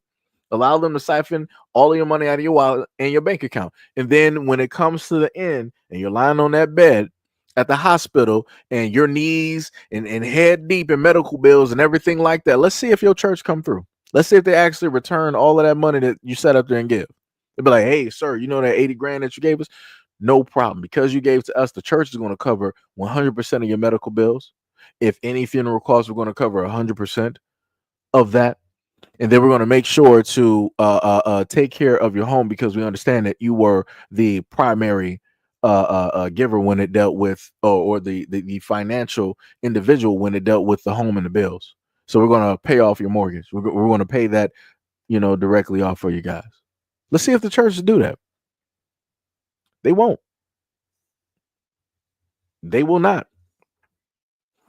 We got Miss Anderson in the building. What is up? What is up? What is up? What is up? What is going on? You know, the funny thing is, I've been waiting for you to actually go live, and I have not seen nothing. Well, maybe I might have missed it, and you probably didn't tell me. But just saying, I was waiting for you to sit up there and go live throughout these weeks after the last one that you did. Just saying, just got to put you on notice. Miss Robinson said that's true. Nope. Yep. Agreed. Yeah. Like it's bad. It is bad. Miss Anderson sitting up there just like rolling. Yeah, you know you're wrong. I was sitting up here waiting for you to sit up there and go live back on TikTok and whatnot. Like I said, the crew that you got, y'all funny. Y'all, I was sitting up there rolling. Like, man. WD said one church would not do a funeral because they said the woman that died owed tithes. And that's crazy to me. Like, how do you so let me try to put this into gamer reference. So you mean to tell me that I wasn't able to play certain content because I didn't buy the DLC? Like, I have the game for free, right? I'm able to play it for free, but I can't, you know, in a sense, profit or do whatnot or whatever because I didn't buy the DLC or the battle pass. So that's what we're doing with churches now. We can't help you out. God cannot help you out because you didn't give to God. That's some crazy work. That's some crazy. And this is what I be talking about. This is what I be trying to talk about. And too many times these churches always be trying to throw God directly in the mix when really it's them. They feel slighted. It's like, well, you know, you have been coming here. We've seen you here every single day, but you ain't really giving me no money. So I'm not about to sit up there and do nothing for you, because that's all it is. Right? That's not God's house for all intents and purposes. I'm just going to sit up there and be real. That's not God's house, because that's not how that would work. Right? Whoever that pastor is, that's his house. That's he's the one with the ownership. He's the one that has the control. Because I done seen too many pastors roll through the scene and sit up there and tell people like, yo, you're not about to come into my church like this. You're not about to do this, that, and the third. I make things move in here. I tell you what to do. I am the head of this house. I done seen all of these pastors sit up there and speak like that. So the moment in time that it starts being possessive, where it's an I already know what time it is. This don't got nothing to do with God. Nothing. That's some crazy work. Crazy work. Tim said there should be no reason the pastor, God's shepherd, is living off of the money given by the devotion of the members' tithes. Should be maintaining the church itself and building the yo, Timothy, let me tell you something. I've said that. What was that one large church in Detroit? What was it, by like the Winans or something like that? I forgot. Somebody from Detroit know what I'm talking about. But we got famous people directly there. We got a mega $1 million church there. And the main thing I set up there and told people is, like, how is it possible that basically God can open up the clouds, like in between space and time, and be like, you know what, this is a good place to sit up there and put a mega $1 million church. Bow, just sit up there and drop that. But the area around the church looks like a third world country. How'd that work? And then in order for this mega $1 million church to keep running, you need the people of the community to come in and sit up there and get one little bit that they got. That's crazy. That's 100% crazy. And then a lot of these churches, like, you got a lot of these people who are poor, middle class, whatever, they coming in and giving their money, but they got to get dressed up every single day. They got to put on perfume, makeup, all this other stuff. I could have sworn at one moment in time it used to be come as you are. I thought that's what it was, because you want people off the streets to come directly to the church. You want everybody to basically hear the word. But from my understanding, in order for you to hear the word, you have to be dressed a certain type of way. That's the only way that it's acceptable for you to be allowed to hear the word of God. Crazy work. Like I said, maybe I'm just, looking at it differently from everybody else. Maybe I just got a problem with in a quote religion as it is at this moment in time. I don't know, but I'm just simply saying that people need to start asking questions. That's all I'm saying. Timothy said, no, the right gaming reference is you pay to rest or you pay for awakening boost. Okay, yeah. Yep. Sham said tithes with the old covenant. When the old covenant was abolished, tithes was to go along with it. In fact, every time Jesus preached, he fed and took care of people, never took money. Lisa said, nada to do with God. It's all about pockets. Yeah. Yep. D Money said, PS Plus would be a good reference. Try to play a game you got during the subscription. Afterwards, it ends. Yeah. Yep. That's another one, too. Sham said, Jesus' entire work, even going door to door, was free. He had no building, had no money, yet he preached the word, healing and helping. Preachers have lost the faith. Is what preachers don't have faith. I'm just, preachers don't. The only faith that they got is money. The only faith that they really got, the only Bible that they got is green. I'm just gonna be real. The way that I sit up there and look at it, because the one video that I showed to y'all that was crazy was when there was this female pastor that pulled up to the scene, right? And she just asked people to give, $20 or whatever it was. And then after that, she was like, nah, I'm going to need y'all to give like $100 or 50 or whatever it was, right? And you just saw all of these people get up and just start putting money into this basket, right? I mean, the end result, again, I'm not sure if it was like directly planned, if they talked about this behind the scenes, because again, a lot of these things, when these churches are filmed and they have this in-house type of thing. A lot of these things are talked about and planned. It's just like content creation when it deals with people, doing these pranks and all this. Like I said before, it looks the exact same way, right? So the end result was that she had that, and then she called some woman directly up to the stage, and then she handed her, that money or whatnot or whatever. Like I said, if she actually kept that money or how that basically worked out, I don't know. Because like I said before, when it deals with like churches like that, and you're basically filming this to, in a sense, give a type of sense or a feeling of this is what you are, this is what you believe in, I believe a lot less of it. Because it's a little bit different if you're out there in the streets, you're out there on the blade or some shit like that, and you sitting up there doing stuff. I was supposed to paraphrase that, but I didn't. But hopefully I don't get penalized for that. But if you just out there just on the streets doing stuff, and then the public happens to film you doing it and showing that's a whole different story, right? Because it's not a setup. You don't got a camera crew. You don't got this. You don't got that. You're just doing it because you want to initially just help out people. You want to cause an impact. You want to get word of mouth. You want to get more people directly into the. That's a whole different situation. But like I said, how many churches do we actually got doing stuff like that now? Tim said, and the church has the audacity to have a no weapon policy. I remember when priests and pastors gave sermons with swords on their hip. Yeah. Yep. No weapon against me shall prosper, but I promise you a lot of those preachers, when it deals with their home, they know how to load and aim a firearm. Promise you that. Like I said, the word only goes so far. Because everything I understand about God is that God gave you common sense. So it's like, it's great that you believe that no weapon against you shall prosper, but at the end of the day, if somebody was to drop a nuke, yeah, you're gonna be seeing the pearly gates. that's all I'm saying. You are going to be seeing the pearly gates.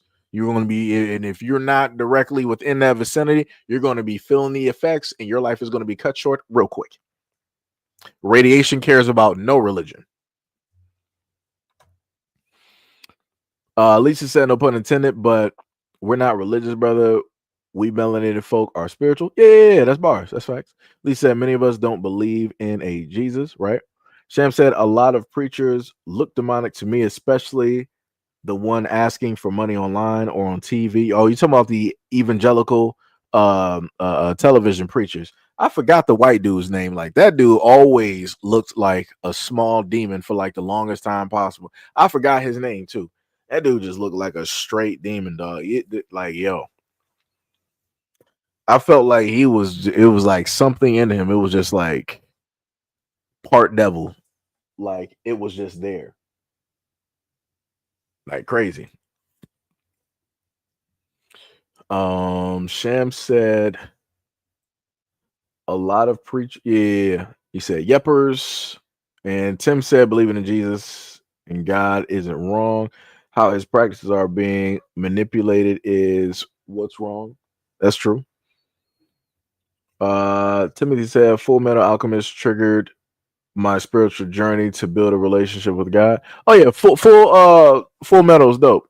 Mo said Peter Popoff. I think that should be the guy. Let me just type his name in real quick.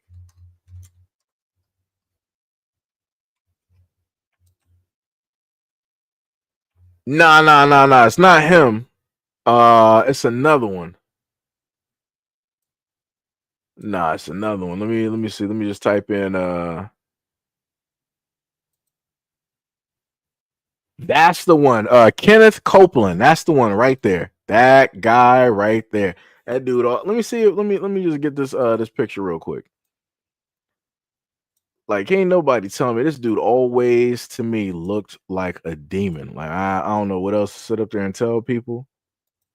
But like I said, is why you got to be careful of the people that you worship, idolize, because for all intents and purposes, when people go to church, I mean, I'm just gonna be real. For me, I never felt like it was a worship of God in a sense. It felt like you were worshiping the pastor, right? Because all of that energy and everything that you're getting is directly off of the pastor, what it is that he is speaking, how it is that he's, putting in placing things,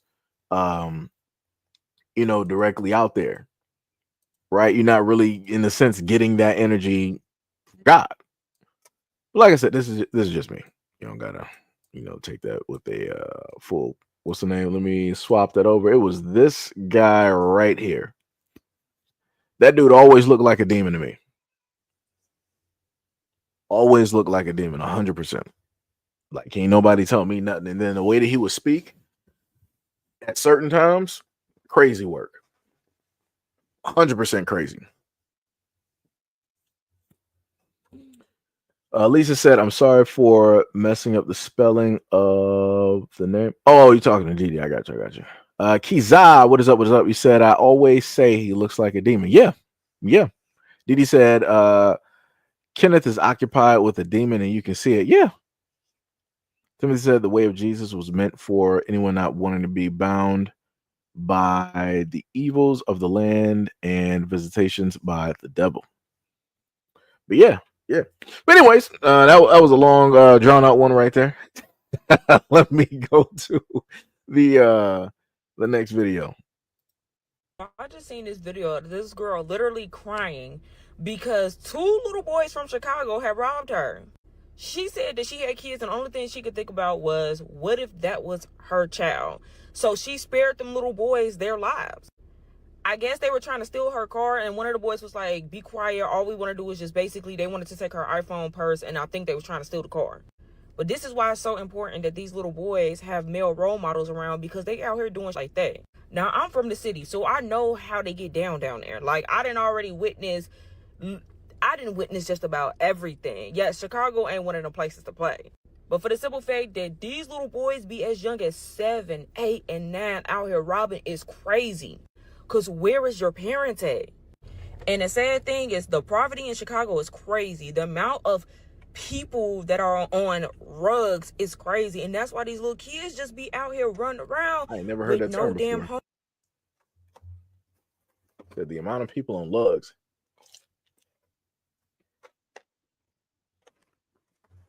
So,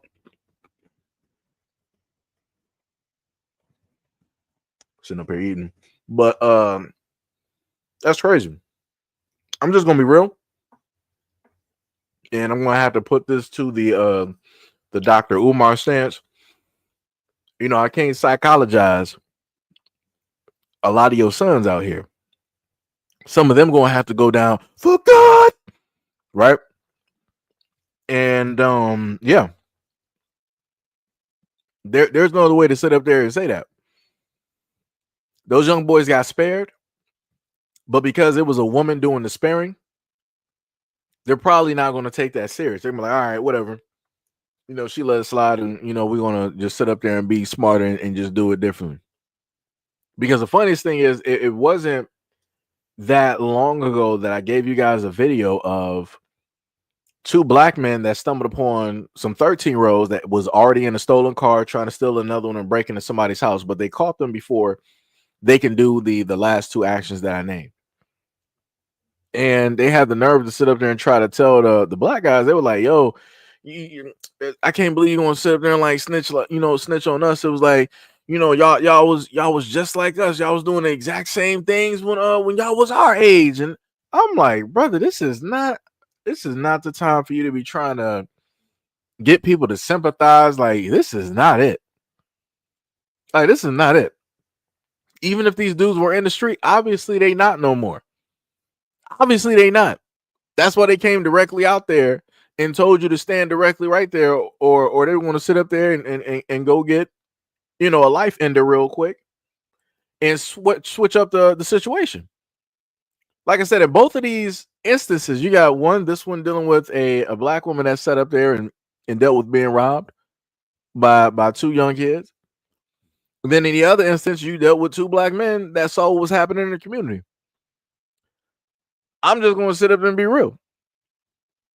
People got to start putting consequences directly out there. That is the only way that people actually learn, is if consequences happen. If people know out there that you got some reckless like sons or whatever doing whatnot or whatever, the only way that you're gonna learn that hey, your kids, you shouldn't be allowing your kids. You got to teach yourself your kids better is if they ain't here no more. It is sad to say, but that is the truest way to sit up there and do it. A lot of people got to be losing their sons out here. I'm just gonna be real. I don't care how that sounds. I hadn't heard people sit up there and come, oh, you sound just like the white people. You sound like a coon. You that. I'm like, all right, I'll be that then. Because I for sure would never sit up there and have a child or allow them to sit up there and be doing any of this. I'll put them in jail. I will put them in jail. We ain't doing that. I'm like, if you ain't gonna listen to me, if you ain't gonna follow, my directions or how it is that I taught you, no problem. I'm going to allow the government, I'm going to allow law enforcement to sit up there and deal with you. Because you don't want to pay attention to me. Obviously, my word don't mean nothing. I'll let somebody else handle you then. Like I said, it's crazy out here, and I keep trying to tell a lot of parents in the black community, I'm like, yo, y'all got to be parents to y'all kids, man. You really got to be there for your kids. I've been preaching this for years until I'm blue in the face, and yet here I am still preaching the exact same thing because people are allowing their kids to be more and more reckless by the day. And then I have people sit up there and try to tell me, well, man, you can't sit up there and blame the parents. Some of the parents can sit up there and try, and the kids make their own decisions. A child is a child. It's not a grown adult. They're not emancipated. That's still a child. They're underneath your roof. You're providing for them. You're protecting them. So that is your responsibility. It is at no point in time can a parent decide that a teenager or a preteen or a child is basically a grown adult and they're just doing whatever it is that they want to do because they no. We're not doing that. You are not absolved of responsibility from something that you created and brought directly into this world that we did not ask you to sit up there and do. You decided to sit there and have unprotected relations with somebody else that created life, and now you don't want to be responsible because of X, Y, and Z. No.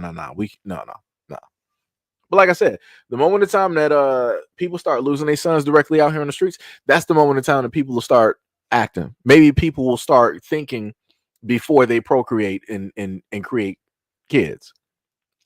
Right? Just gotta say it.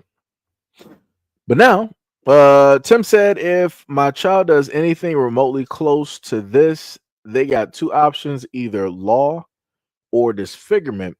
So they're incapable of trying to live that life. And I 100% understand it. I 100% understand it because, like I said before, this is nonsense. Like I said, for me growing up, I ain't never lived this type of life. So if at any moment in time, creation of children basically takes place, I expect you never to sit up there and pull no foolishness like this because I ain't never do it. Because like I said, I believe in living by example. Now, if I live the example of, in a sense, doing this, that's a little bit different. I did this, and then later on, I wisened up and whatnot or whatever. It's a little bit different. The conversation is going to have to go different. But for the fact that I know every fiber of my being, I never robbed anybody. I never stole a car, never broke into a house. I didn't do none of the gangs. I wasn't, drinking or drugging. I wasn't doing none of the stuff directly out here. Oh, yeah, you're going to be hearing my mouth all the time because you can't tell me nothing. You can't sit up and say, oh, man, but when you were younger, you would. No, I wasn't. No, I wasn't. Fix your face before you say something stupid. We ain't doing that. We ain't doing that. Like I said, we do not got time for that. Like I said, I do not deal well with foolishness, especially from children. Not at all. Matthew, Mark, Luke, and John were made by the colonizers who brought religion to the land so that they can bring unity while robbing us of our identities.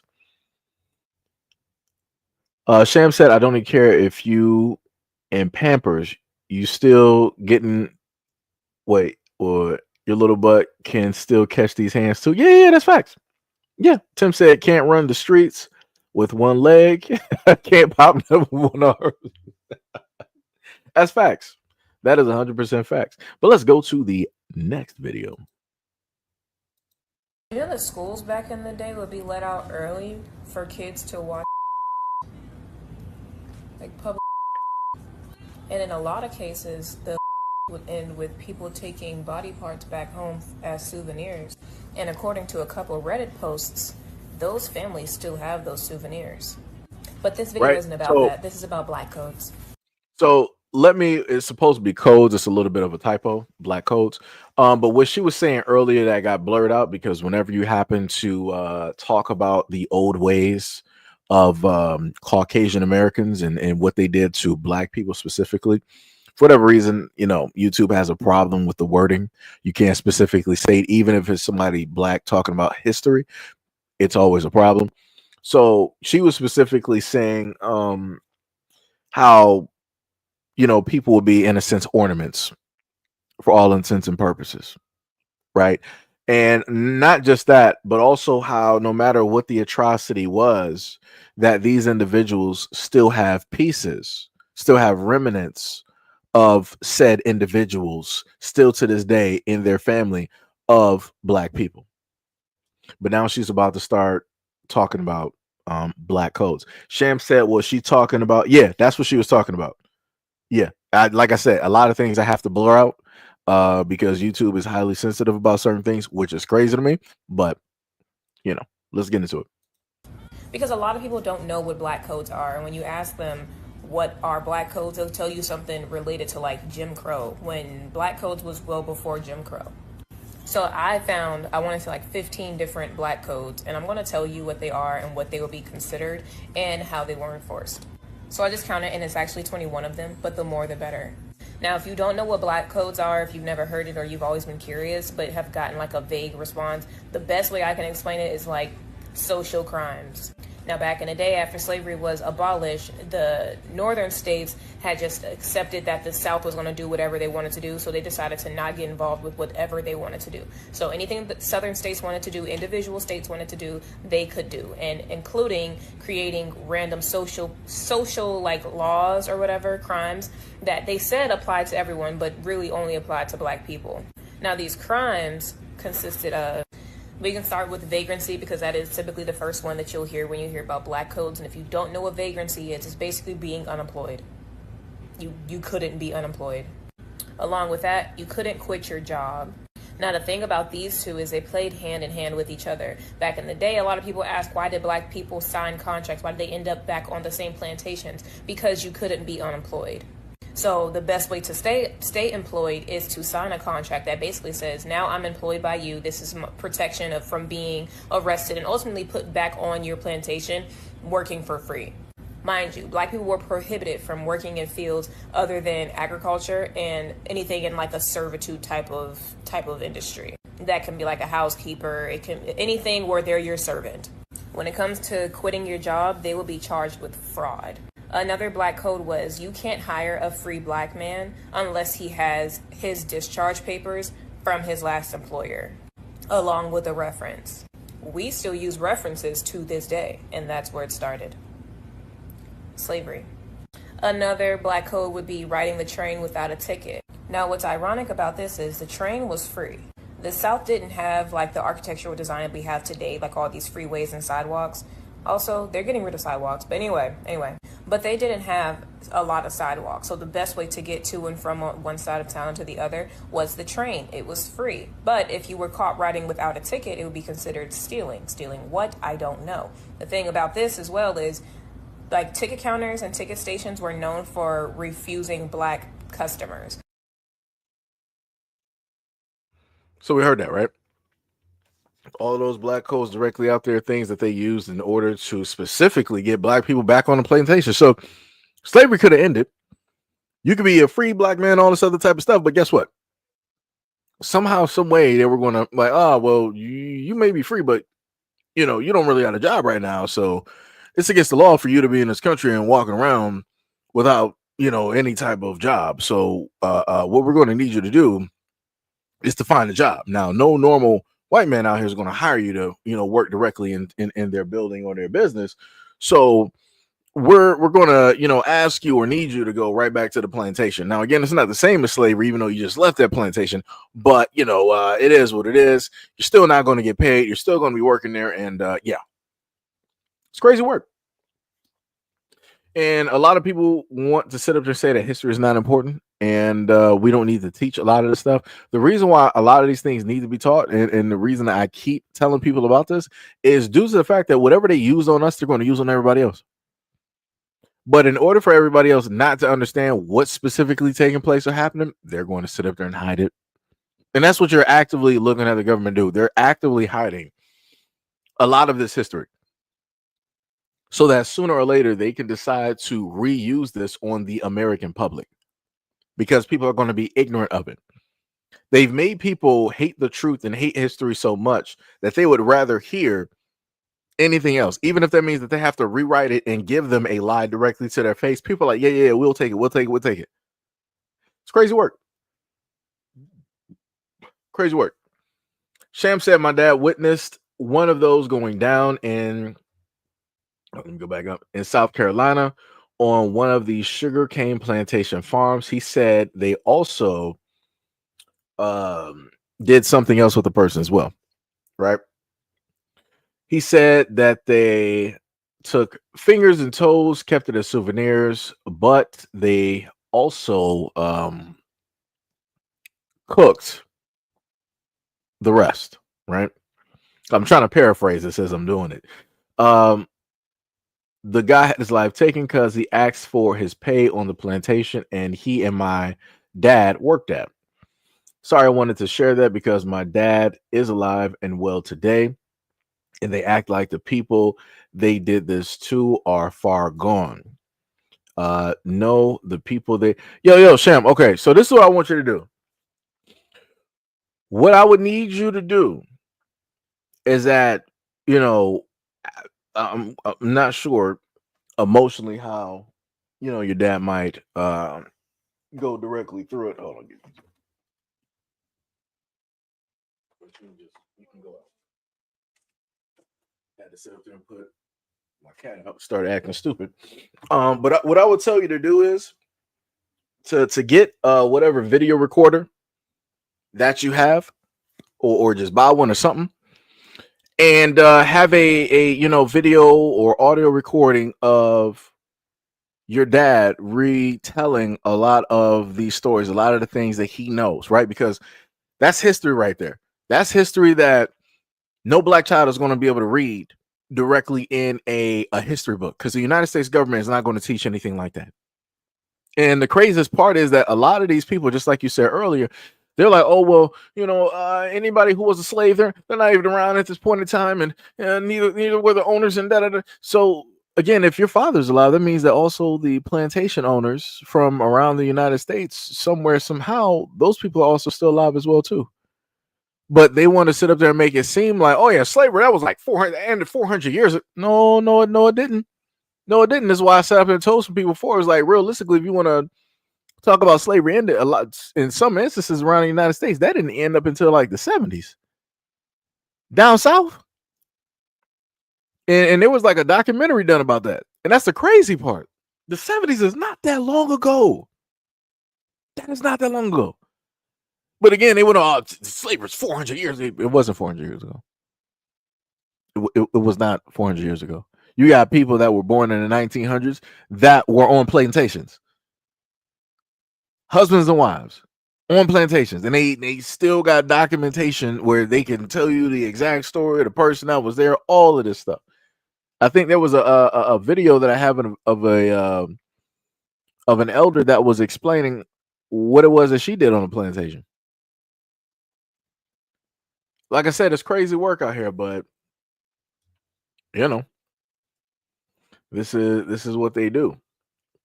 Sham said, well, it wasn't Sham, what was it? Timothy says, I'm about to start an organization of armed security in the black community. I'm gonna call it Renegoon, and they walk with women close to schools. Yo, that's the funniest thing is I talked about something like that before. And it was from one of the videos that I covered where black dads went to a school where they're in their neighborhood where there were supposedly these problems and fights breaking out.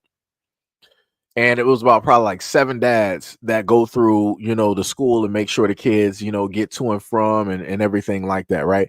And they were saying, like, before the implementation of those fathers, those black fathers going to that school, that it was fights every single day. And they said since the implementation of those black fathers coming through the hallways and everything, that pretty much the fights have ceased to exist. Like I said before, even if a child does not have a black father, that father, in a sense, will be, I guess you could say, like a surrogate or like a stepfather, in a sense, and that father will be respected. And that's the main thing. That's the one reason that I loved that story that they did. I think it was like CBS or whatever it was. Like I said, that was a great story, and I was hoping that something like that will be implemented around the United States because there's a lot of great black men out there, and I feel that them doing that will be something awesome. It will be something great. It will show the presence of black men that love and that care about the kids, and in return those kids getting that love and the admiration and somebody that actually cares, they would give the love and the respect back, and then also that will change potentially what trajectory they might be on, because they're like, yo, even though that's not my dad, I've seen him more than my actual father for like the last 3 to 4 years, and it's like, I don't want to do this because I don't want to disappoint him. Right. So, like I said, that would be a very dope thing to start up. That's something that I wanted to happen in the black community, because I'm like, realistically, we don't need the police to manage and look over the people. They should be a last resort. Realistically, you should have, people in the community, looking after the community. Right. You'll have the men out there, on the corners or around the block, and presence will be known, and people know who they are. They know who the people are, and everything like that. And situations can get fixed that way before law enforcement comes and things turn from dark to darker, right? What else we got? Let's see. James Leeson. Oh no, I got that book. I got it. I read, actually, what was it, about 2-3 weeks ago. Every now and again, I'll bring out the book and I'll read, a few things directly from it as a reminder whenever it is that we have trolls that decide to pop up when these subjects get brought up, because they always want to, try to say some stuff and yada yada yada and whatnot or whatever. But yeah, every now and again, I happen to bring that up. But yeah, James Leon, that is a good book. Good book. Rabbit said these people are horrible. I don't want to hear anything about the opioid epidemic, and we as all Americans. That's a good one. That's a good one. D Money says slavery is still on the books here in Louisiana. Man. Ty said got a video. You say you sent it to Discord. You just gotta, since it is a file, so it should be easier for you. Okay, I got you. To organize policies for the community. Sham said also I have stories from what they did with black foster children back then. This is what I'm telling you. All of that information, what you got to do is record that. This is why I've sit up there and try to tell like a lot of y'all that y'all got history, either within yourselves or from families or whatnot, whatever.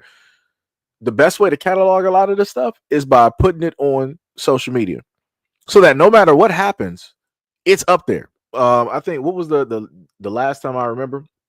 A lot of stuff, like a lot of our videos on social media, they'll last for about, depending on the platform or whatnot or whatever.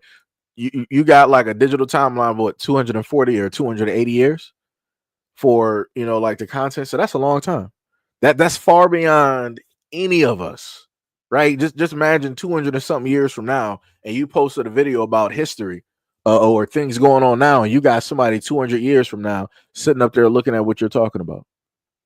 That's what I'm saying. Like, this is why a lot of stuff is very much important, and why people should start trying to get stuff and push stuff directly out there, especially black people. Start putting a lot of this history and stuff directly out there, because you never know. You might have family out there that may never seen you before, never got a chance to meet you or get next to you, but they end up running across your video. And they happen to, see you for the first time and hear the history of the family and, and everything like that. Like I said, there's a lot of untold stories in the Black community that stay untold because never, posted them. We never, put them on a Facebook or a Twitter or an IG or whatever it is. So, that needs to happen. So let's go to the next video. Back doesn't get easier. No one's coming into my house, sir. Hey, sir, what are you doing?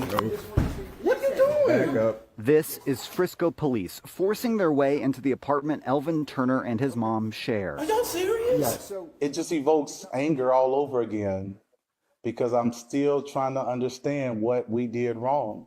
Police were in the wrong place. A 911 caller mistakenly thought she heard a woman in the Turner's unit yell, "Don't hit me." Yeah, you're at the wrong apartment. It was actually an apartment downstairs. And I thought, they're going to kill my son right in front of me. Our actions were out of concern for a victim. Frisco Police Chief David Shilson says officers had the right to go in, but he wishes they did it differently. Could have taken the time to say, hey, we cannot leave here until we go in and verify there's not a victim in that apartment.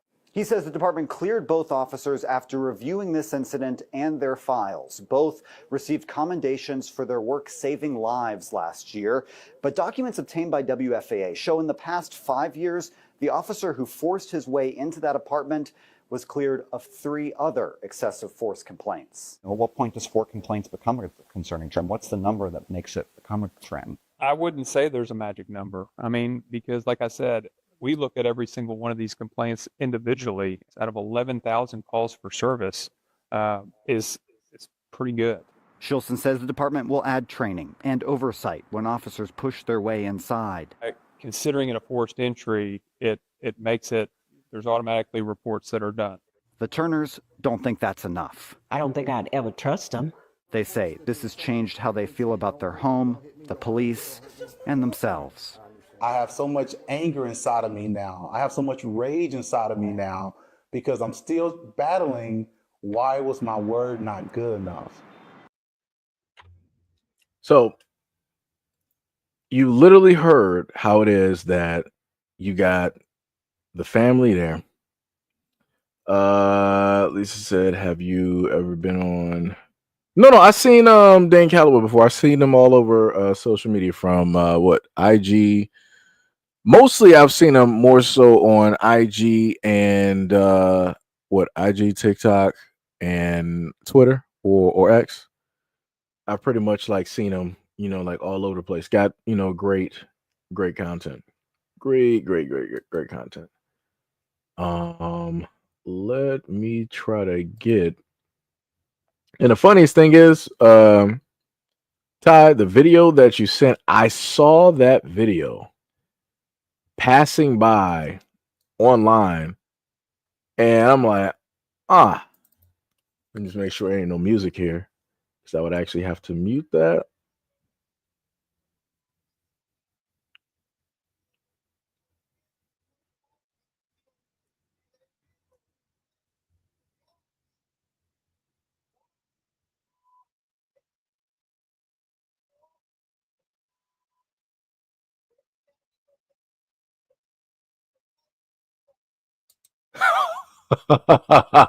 Oh, that's bad. So before we get to that, but yeah, this further shows what it is that Black people have to go through in the United States when it deals with police. As we were clearly able to see, let me just go back and play that on solid, right? So the police, you see the hands, right? So the brother is standing behind the door because he's like, okay, I'm standing right here. You can talk to me. We can see each other. There's no reason for you to come directly in here. The hands on the door, the white hands on the door, you can clearly see that they're pushing their way directly in, right?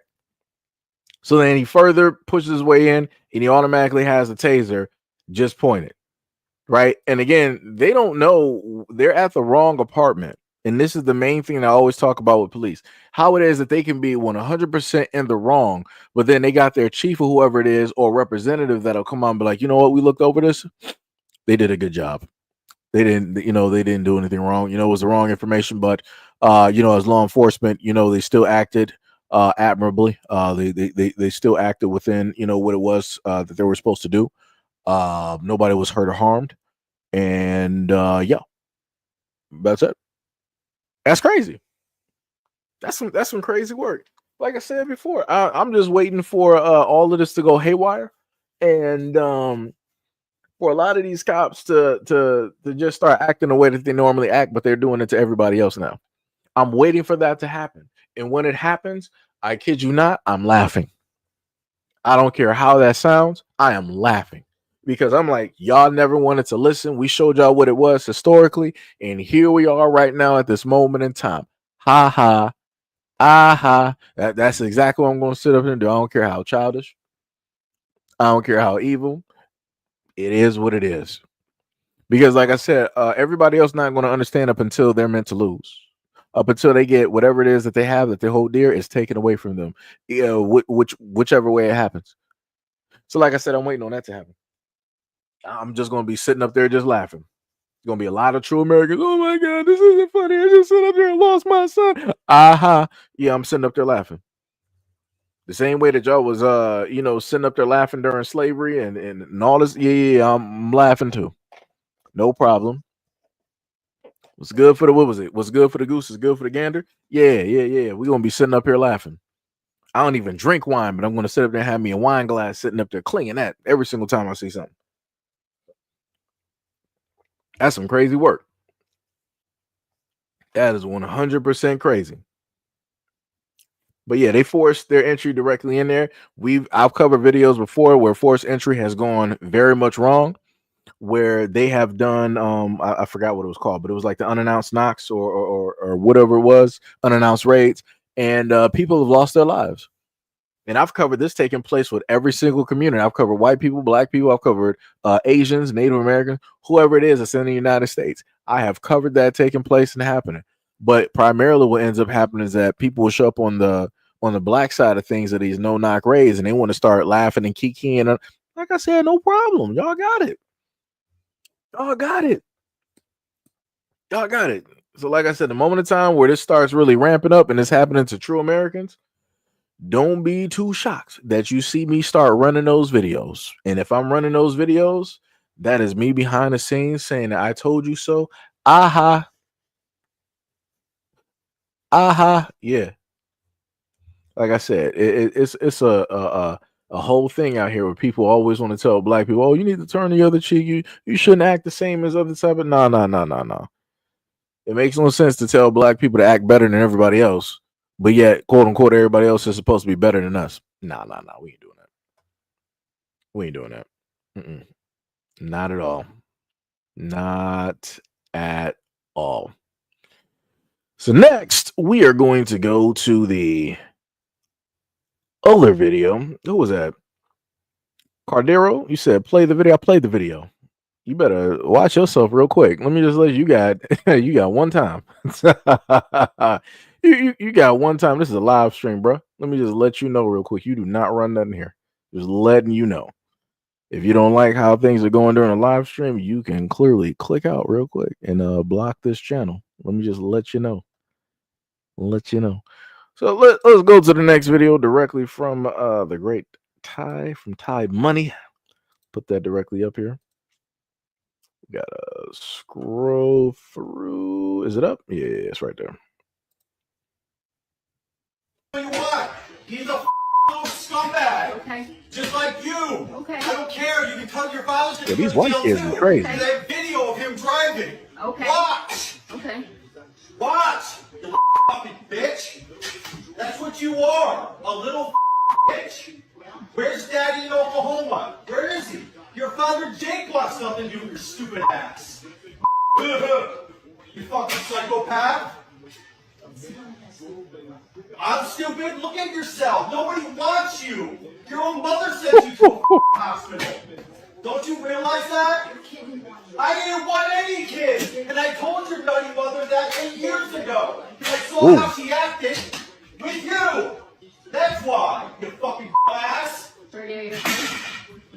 Daddy games going to jail because I have video of him driving. Remember the alcoholic who drove with you to the fucking car? You dumb.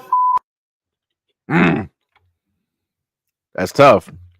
You know, the funny part is, everybody always want to talk about black people and parenting. White people, where y'all at? Where y'all at? John was up here telling the truth. White was just sitting up there with his ex-wife, whatever it was. She was just sitting up there filming. And he was like, yo, I told your mom 8 years ago, I didn't even want kids, but yet you're here. Ooh. No, and like I said, notice how, you know, like white people don't be pulling up to the scene to talk about this. They don't never have nothing to say. But they'll make sure to sit up there, oh, but Chicago, Detroit, California. Right. They always want to bust a blood vessel trying to, you know, list some type of black city they never went to ever in their life. They only saw it on the news or newspaper, whatnot, or whatever. But they never want to talk about the conversations that they be having in their own household. Like white people make it try to seem like the whole thing about their family is so perfect. Everybody gets along. Everybody loves each other. And it's like, nah, a lot of these engagements, these family reunions and holidays be going terrible. A lot of y'all hate each other. But then, you know, y'all know that y'all already just freshly went through a divorce, and then y'all want to pull up with your brand new person while the divorced person is directly at the, you know, party or whatever. Crazy work. It's some crazy work. This is beautiful. Shout out to John. Like you said before, I ain't want no kids. But your mom decided that she wanted kids. And this goes to another aspect of when I sat up there and told a lot of guys out here, you don't have no control. Those kids are not yours.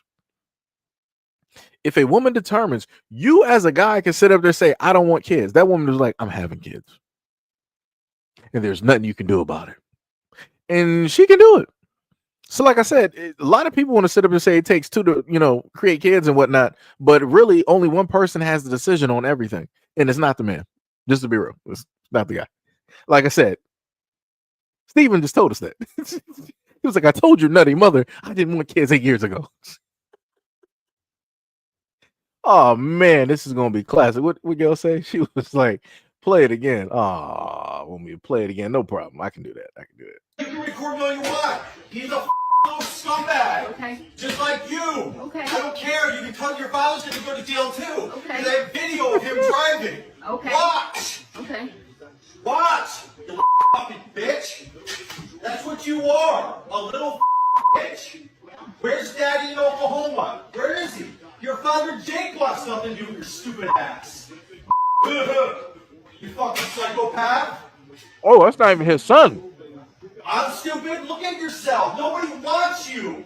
Your own mother sent you to a hospital. Don't you realize that? I didn't want any kids. And I told your nutty mother that 8 years ago. Because I saw how she acted with you. That's why, you fucking ass. Daddy Dave's going to jail because I have video of him driving. Remember the alcoholic who drove with you to the fucking car? You dumb. Dang. So his father is Jake, and his father's not even a part of his life. And the dude was like, I told your mom 8 years ago I didn't even want kids because I watched how she was with you. Yo, the crazy part is I feel like the video got worse when I watched it a second time. Because you actually take in everything that is being stated. Wow. I said I kept laughing because a little boy kept hitting him and the bomb just sat there. Yeah, that's how white kids are. That's how, and that's the other thing that white people don't want to talk about. They don't want to talk about how unruly a lot of their kids are. They act just like this. They'll just start, you know, doing whatever it is that they want to do. It was like that one video from 3 or 4 years ago that I brought up where it was like this white dude, he just got a flat screen TV and his unruly son took a hammer and put it directly through the flat screen TV. I'm like, oh, bro. I'm like, yo, you would have been in a casket.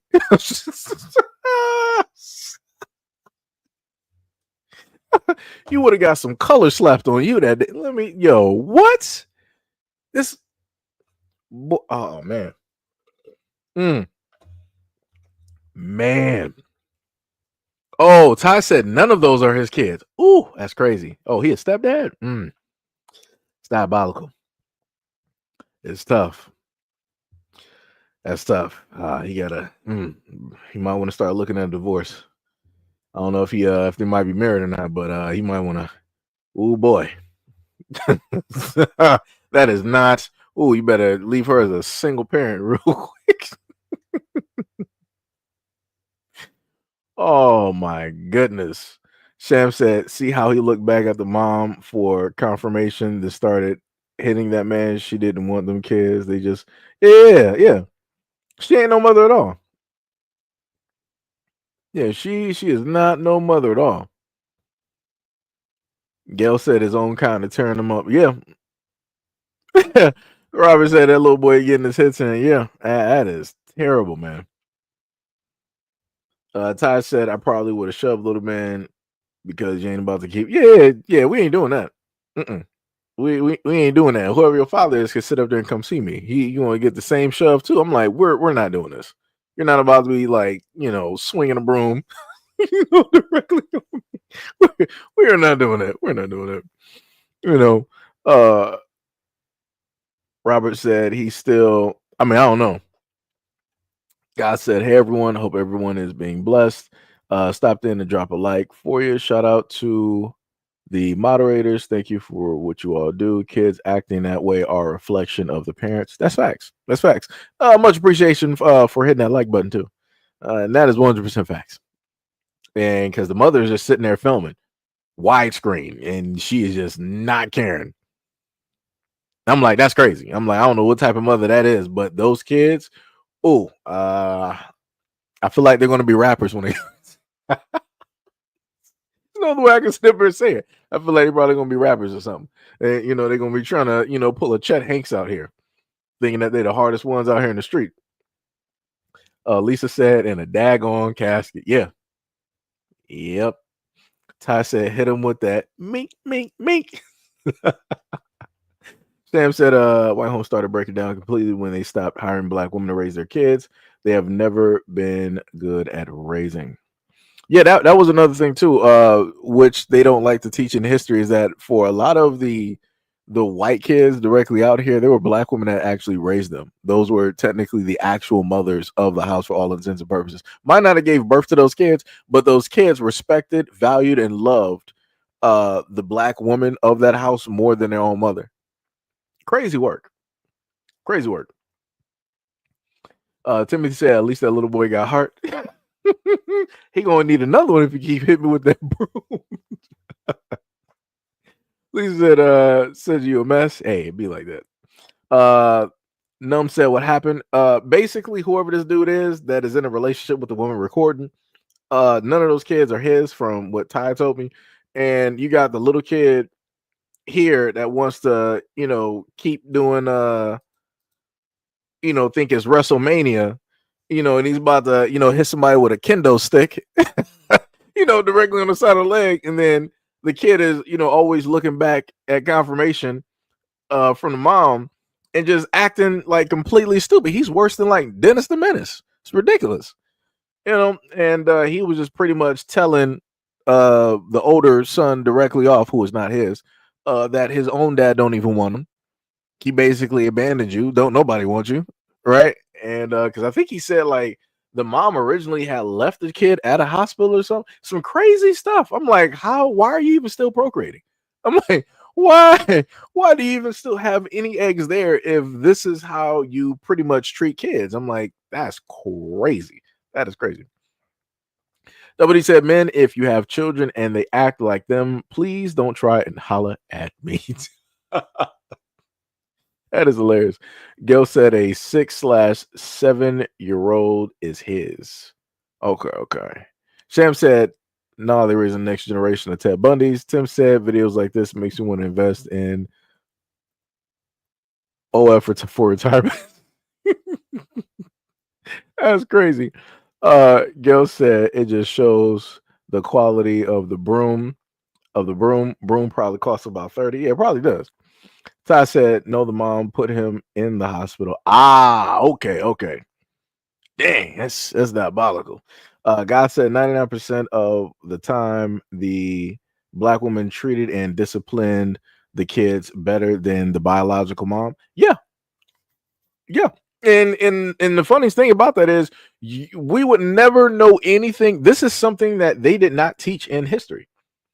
They didn't talk about or teach none of that. They tried to make it seem like the white women were really out here breastfeeding and raising the kids. They weren't. A lot of white women probably weren't even really able to produce milk.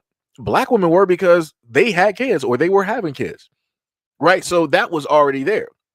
So with that being a given, you would also have those newborn kids, right? The white mother probably going through PTSD or whatever it is, and being away from the kids and the husband and doing whatever. And so the black woman of the house is sitting up there breastfeeding the child, right? Getting that bonding and everything like that. So they're dressing the kid, bathing the kid. So they're formulating that bond. So the moment of time that the white woman comes back to the home and she might have her head on straight, it's already too late, because the kid is like, yo, this is my mom. This is the one who been teaching me how to talk, ABCs, 1, 2, 3s. This is the one who's been bathing me, clothing me, all of this, and feeding me and cooking for me. Like, who are you? I'm like, realistically, you probably the maid. It's like, it's crazy. It's crazy, man. It's some real crazy work out there, but it be like that.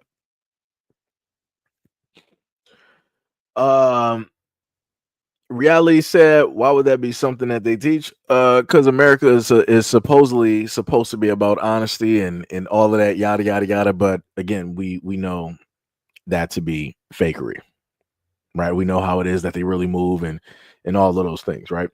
Sham said the only reason they stopped hiring black women to raise their children was because they had to start paying fair wages, because even poor white moms had black nannies.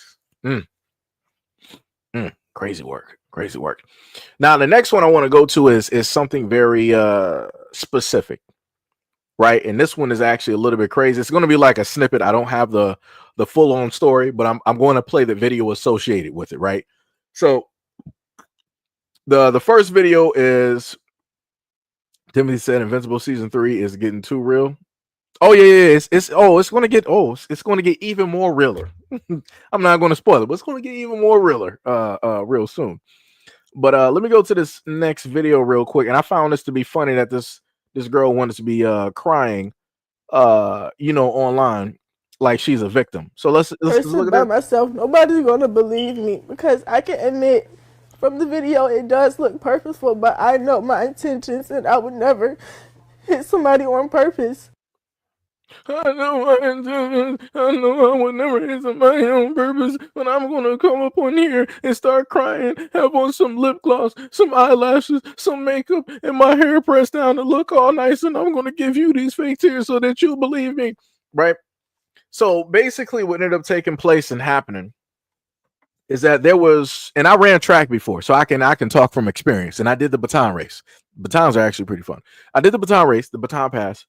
Never at a moment of time did I ever strike somebody in the back of their head, like club them like a baby seal to get them directly out the way. Never at any point in time, even by a mistake, has that ever happened.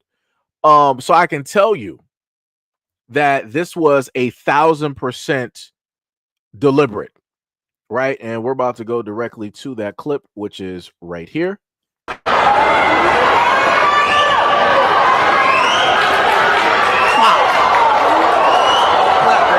Back ahead. Look at that. Nobody runs like that. I just want everybody to understand that somebody who ran track, nobody runs like that. Nobody's doing windmills when running track. Either if you're holding something, nobody maybe if you're at the end, like you're sprinting and you're at the end, right? Maybe you'll do that. She wasn't at the end of nothing. She decided to full on, saw the girl passing her, looked to the side. As soon as the girl got like almost like a foot or two in front of her, bow, just sat up there and clapped her. I'm telling you, she clubbed her like a baby seal. That girl went down like the Titanic. And then she got the nerve to sit up there and start running crocodile tears to act like that wasn't on purpose. Ma'am, go to jail. Don't pass go. Go straight to jail. Matter of fact, whoever your mom is, send her to jail too. Y'all can be cellmates. Clink, clink. Y'all can be right up in there with the same jewelry. Lock them up. Lock them up. Lock them right on up. And this goes back to what it is that I talked about before, where you got these young girls out here and how it is that they treat other women or other girls, and nobody wants to talk about it. She literally in front of hundreds, if not thousands of, this is what she decided to do. This is how she decided to act. I don't know if she was mad because somebody was faster than her or whatever. This is not what you do. And if she does this, and this is filmed, just imagine what she would do in private. And if this is her personality and how it is that she acts and how it is that she wants to sit up here and lie, let me go back. Nobody's gonna believe me. Look at that. Look at that. Look at that. I ain't never seen. That's a trail of tears right there. I have never seen a solidified tear. Like, did they like? How does that work? Like, like I said, I don't know what diet that you have to be on where a tear is just sitting there like that and it's just glossed. Like that's better than any like type of Hollywood effects I've ever seen in my life. That's some crazy work. That is crazy. Because I can admit, like, how do you have a tear like that? It does look purposeful, but I know my intentions, and I would never hit somebody on purpose. I would never hit somebody on purpose. I didn't mean to. Right? That goes back to the whole thing of what people like to say, believe all women. Yeah, all right. See, and this goes back to the other thing of see how it is that at a young age that she could sit up there and lie in front of everybody and say that wasn't purposeful or whatnot or whatever. And she got those waterworks. Yeah, this is now just imagine if in the same instance you see her crying on TV and she's talking about some guy that she met that she slept with. She decided to sleep with, but she regrets it. And now she's talking about, oh, I can't believe he did this to me. It must have been something in my drinking. He was forceful. He did this. The exact same thing. She up here lying. Crazy work. Like I said, throw her and her mom in jail to not be seen ever again. Like I said, don't nobody got no time for no liars to be up out here. That's crazy work. That's dangerous. Because if she's willing, and I just want to put this to another aspect, if she already caused harm to another young black girl or black woman that looks just like her. So if she's willing to get on TV and lie for any woman out here, for any black woman out here that has a son, what do you think that she would sit up there and do if that ends up being your son? What type of waterworks? What type of lie do you think that she's going to spin together so that she can be the true victim? Matter of fact, I got you. Let me give you another video because some of you guys might not have heard or seen this video, and I want to give a shout out to the young brother who decided to do this video and bring awareness to this situation about this track star here. So I want everybody to pay attention. And the actions of pro sprinter Tia Jones are disgusting, and she needs to be in jail. But I made a tweet about her recently because she got Xavier Worthy, my twin brother, sent to jail for some shit that he didn't even do. And then she tried to extort bro and ruin his career at a $16 million contract. She tried to get that taken away because she got caught cheating. So I made a tweet.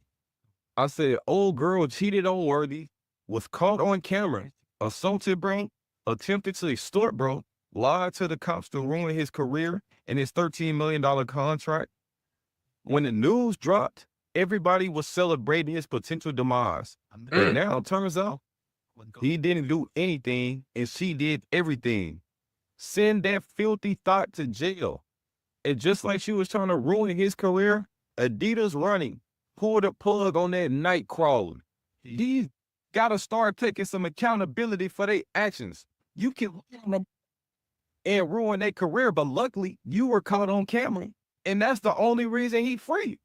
if it wasn't for camera and technology, he would probably be sitting in jail and everybody be clapping and cheering.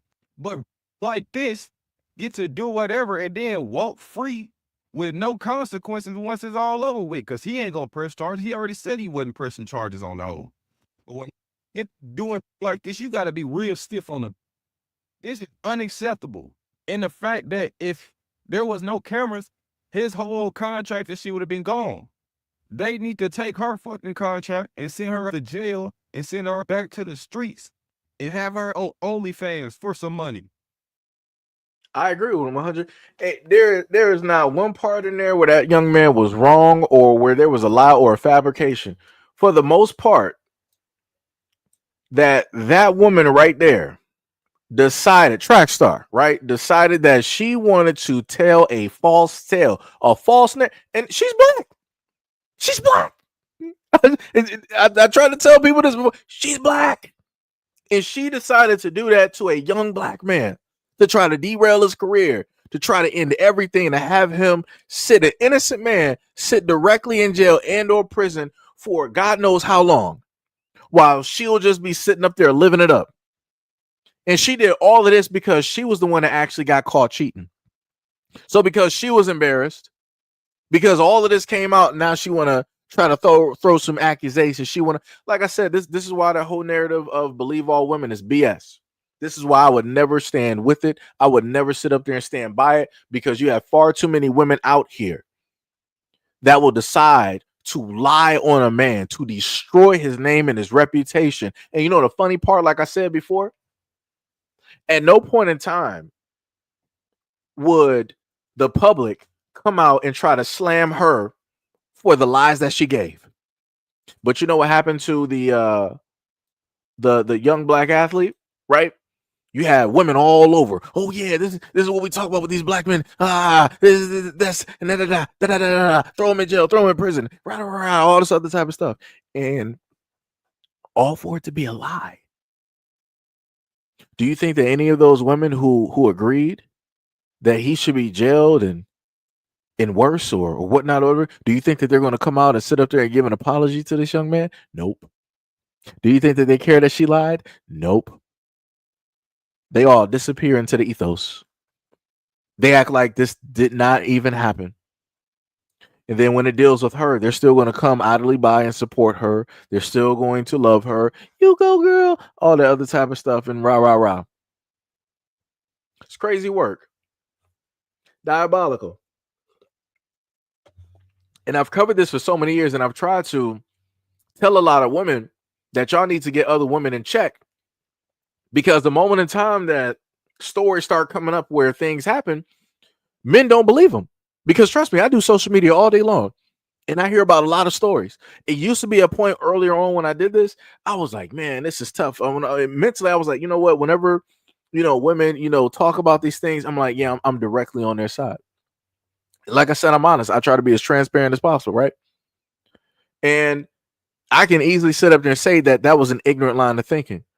Because the moment in time that you decide to just fully believe somebody without doing any type of research, that's when a lot of mess ups can happen. Right. And that's when over time I started to see an abundance of women just sitting up there lying on men, talking about this happened and this happened and this happened, when realistically that never happened. Or realistically, they were the ones, right, that were actually committing the crimes that they're talking about. Crazy work. Crazy work. Like I said, you can't trust nobody out here. And I don't know what it is with guys and not wanting to sue these girls or whatnot. Bro, throw them in prison. Like I said, I'm tired of this. The same mentality that she got, she's going to teach that to her daughter. There's no ifs, ands, or buts. It's not even a maybe. The exact same woman she is, that's how she's going to raise her daughter. If she is a liar, she's going to raise her daughter to be a liar. If she's into the fact of trying to blame men for something that didn't happen, she's going to raise her daughter to do that when it is that she can't get the things that she wants out of life. That's it. It's that simple. But like I said before, guess what? Shout out to the women that's still going to support her. Shout out to, I guess, Nike for, still supporting a female liar like this that gave out false accusations on a black man. Shout out to them. Like I said, and this further proves that black men out here don't have no protections. that black men out here are getting attacked from every single angle possible. Like I said, I cannot, for the life of me, in no multiverse, can I sit up there and come out and basically state that, oh, this black woman accosted me and da. Ain't nobody going to sit up there and take that serious. The police is going to sit up there and laugh. Social media is going to sit up there and laugh. Ain't nobody going to care. But let a random woman I ain't never seen, she could be from Maine somewhere, and she'll look at my picture. Oh, I remember him from 8 years ago when he did this, he did that. Magically, I'm plastered all over social media. People are believing these stories, believing these narratives. The woman is going all over CNN and all these other types of stuff, and people are sending up, oh, he needs to be burned at the stake. He needs to be in prison. He needs to be in jail. Like I said, but people talk about that they want equality and everything out here. There is nothing equal about nothing. There is nothing equal about nothing, because how that young black man got treated, how this young black man got treated, you would never see her get treated that way. If a black man came out and levied the same exact allegations, you would never see her name get dragged through the mud. You would never see none of it. You would never see none of these women out here talking, oh, yeah, she needs to, it's this, that, and no. You would never see, oh, well, I have a son, and you're not going to see that. But like I said, it is what it is. A lot of women out here have sons, and whether or not that you know it, it's your son is on borrowed time. Sooner or later, one of these women directly out here is going to come directly out here and levy some type of accusation against your son, hemming him up. And even your words are not going to be enough to sit up there and save him from jail or prison. But like I said, some people got to lose their sons out here in order to actually understand what's going on, to understand the severity, to understand that things need to actually get fixed. It's crazy work. It's crazy. Lisa said, need to get to know folks first before getting tangled up with them. Not all melanated women or girls are the same. Please believe that. It's all about how they're raised. No. You're right. You are right. But I will sit up there and say, from experience, Miss Robinson, from personal experience, I had somebody sit up there and lie on me before, right? And had to sit up there and go through a variety of things, dealing with the courts to sit up there and get those things directly out there, right? And it wasn't even to the extent of what this young man had to sit up there and go through. It was nowhere, he said, nowhere close to what it is that he had to sit up there and go through. But again, I had somebody, a woman of my community, sit up there and lie, right? So I get what you're saying, that it's not all, of course, right? But again, it's more than enough, right? It's stuff that should not happen at all, and again, this took place. I got a mom, right? She taught me about the good, the bad, and the ugly. When it details about, women and the girls directly out here. But even still with that knowledge, right? Even still having that teaching, that still was not enough to, in a sense, save me from that experience. So, I put it to the extent of, like Batman, type of deal, where he's a great detective, right? The greatest detective in the world, right? He knows hundreds of martial arts. But even with all of that foresight, even with all of that understanding and that training, Batman has still gotten beat. He still ended up in situations where he just wasn't prepared, or where his preparation was still not enough, right? So, like I said, it's tough. And, and this is one of the main reasons why I really hammer on issues like this, because I'm like, stuff like this just should not happen, right? Because in my mind, right, dealing with history and everything, in my mind, I'm like, yo, this nothing like this should be happening when it deals with like black women and black girls. It should not even be in this universe, right? But for whatever reason, it is. And I'm like, that makes no sense. So not only, do the young black boys and black men have to deal with women of other nationalities lying directly on them, on top of the history as well, but you also got to be very wary of the young girls or the women that are directly out here that are amongst you in your own community, because they can emotionally feel a certain type of way because maybe y'all are out, she likes you, you don't like her, but you don't know anything that's going on in her mind. So she feels slighted because you're giving girl A and B attention and you're not giving her, any attention. So now she wants to try to set you up. And I've done stories before where young black guys who ended up meeting somebody online, ended up bringing the girl directly over to their house, and she had that guy backdoored. So like, that's what I'm saying. Like the stories out here is crazy. It is 100% crazy. Ms. Robinson said, I have 2 sons and they know how to treat you. Trust me. My mom raised me on how to, treat women and everything. That it still means nothing. Let me tell you, for Miss Robinson, I grew up single parent household, right? My mom was, the main person that raised me. Of course, I got my aunts and my grandmother and, uncles and stuff like that, right? Because my mom raised me a certain type of way, she taught me like, yo, no matter what happens, you never put hands on a girl, never put hands on a woman. You don't do anything like that, right? Well, what happened is that when the young girls in the neighborhood realized that's how I was taught, right? And then they would be like, "Oh, well, if you do anything, I'm gonna go tell your mom." Da da da. Right? This is how smart girls are, and I'm telling you, this is at like a young age. I'm talking about single digits. They started sitting up there, hitting on me, swinging, and doing all of this stuff, right? But remember, as a young black boy, I was raised. No matter what, you do not put your hands on a girl because that is a girl at the end of the day. You're stronger than her. All this other type of stuff. So they took advantage of that. Took advantage, full hearted, 100% took advantage of that. So when I would sit up there and go home and tell my mom what set up there happened, she started getting fed up with it. She was like, you know what? I know what I taught you. You got to start doing it different. And I remember sitting up to tell her like, but mom, you told me like no matter what, you told me not to sit up there and hit them. And she was like, she's like, hey, I know what I set up there and told you, but it comes to a point in time where people have to understand that they need to keep their hands directly to themselves, be it a boy or a girl. So you have my permission that if any moment of time they start doing this, you can sit up there and hit them back. Right? And my mom sat up there and told that. She either told me to tell like the mothers that or whatnot, whatever, but somehow, some way, once that news got directly out there, I promise you from that day on, they stopped doing that. So again, this is coming from, I try to be as transparent as possible. This is coming from a single parent household and, being, raised, by the people in my family that were, directly there. These young girls are smarter than what everybody gives them credit for. If they know certain things, they will sit up there and leverage those certain things. So just by going by the 2 stories that I set up there and gave you, right, where you got the other girl that was running track, and she decided to just like swing the baton and crack the girl in the back of the head like a baby seal, right? Sending her almost to the heavens.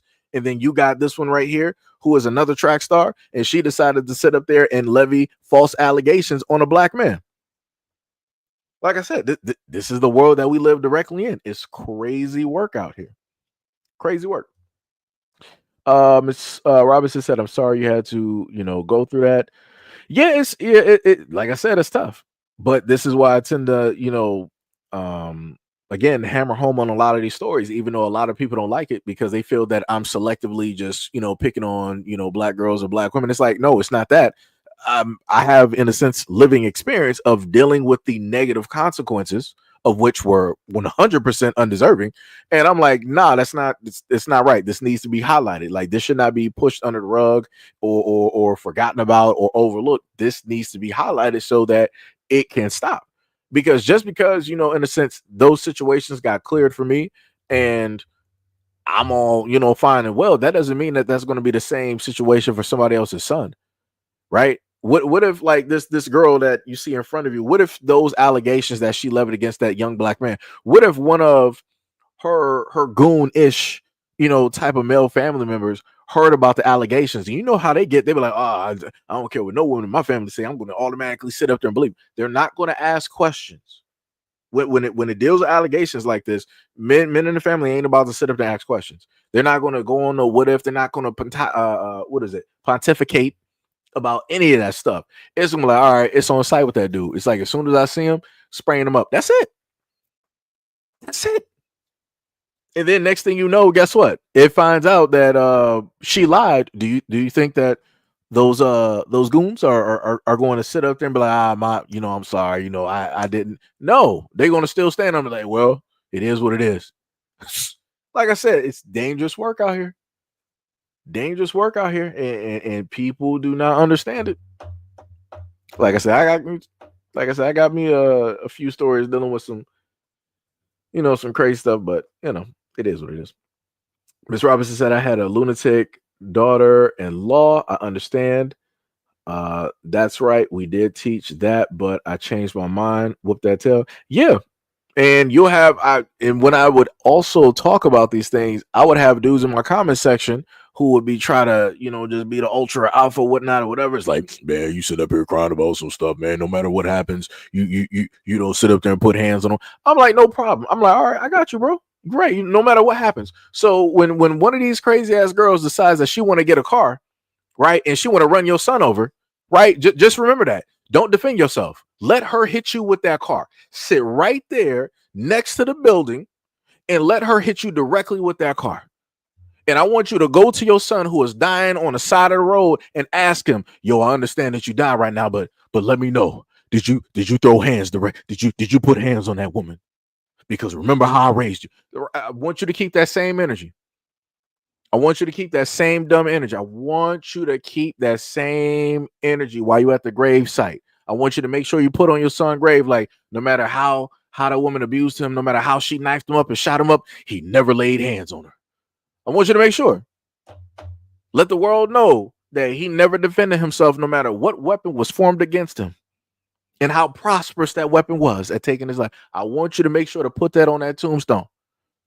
Like I said, the stuff that people be saying is stupid. It's completely asinine. But this is, again, the society that we live directly in. Like, I didn't showcase too many videos up here where women have decided that they wanted to be emotional and they just want to start doing whatever. They want to start using knives and all this other type of stuff. And then the moment in time that the dude is getting attacked, you always got this one chump in the background. Hey, bro, don't sit up there and do that. That's a woman. That's a female. What? Dude, do you not see the weapon in her hand? Do you like, what are we doing right now? It's like you see that this is a woman attacking a man, but you, instead of intervening and trying to like separate the two, be like, hey, bro, that's a woman, that's a female. Oh my God. Like this, like I said, this is why I can't deal with the society that we got right now, because it's some crazy work. This is crazy work out here. Like, no matter, I kid you, I swear to you, no matter what happens, you will have men out here sit up there and tell you, you better not ever hit a woman, no matter what she does. Crazy work. So she could come at you with a bat, she could come at you with like a knife, a grenade, whatever it is. You better not defend yourself. Crazy work. And like I said, because you have this type of stuff directly out here, you'll have these girls and these women taking advantage of all of that and doing whatever it is that they want to do. So this is why you got stories online. If you go to Reddit or wherever else, you got dudes. Matter of fact, I had a video directly. They made it 18 plus though, right? But I have a video on one of the channels where it showcases the fact that it's a white guy, and he goes through DV with the woman that he's with. And you can look at the dude and tell that he is not a fighter. He's not going to, defend himself or put hands. Like, the dude was sitting up there in a lot of the instances of the video. He was sitting up there crying. He was hollering. I'm like, yo, I felt sad. Like, I realistically didn't even want to put that directly up, but it needed to be put up. Because people got to understand that you have a lot of women out here that are just as bad, if not worse than men. Because they know that they can get away with it. But like I said, nobody cares if DV actually happens to men. Nobody cares. Men don't care. Women don't care. The police don't care. The government don't care. God doesn't care. Like I said, if you are a man and you're going through DV in a situation with a woman, you have no help. There is no God out there for you. There is no support system out there for you. It just is what it is. Now, on the other side, when it deals with women, the whole world is there. whatever gods and deities, they are shining a light. They are giving all types of blessings and whatnot or whatever. You got the GoFundMes, you got the police, you got the FBI, the CIA, you got these shelters, you got the church. Everybody is there because people are like, we realize that this is a bad situation. If you're a guy, it's like, you're strong enough. You're a man. You can handle that. It's good. Like I said, when it starts happening to these young boys directly out here, people maybe wake up and realize, right? Like I said, it's crazy. It is crazy. Tammy said she attacked him and they were trying to have him charged. Yeah. Yep. Ty says, Seji, I thought you knew defending yourself is weak. You sound like this black man right now. Women want a man who will let them do whatever. They want a man who will die from their DV so they can cry and repeat it. Oh man, that's hilarious. That is hilarious. Tim said black men don't exist until someone needs a scapegoat. Yeah, that's facts. That's facts. That's facts.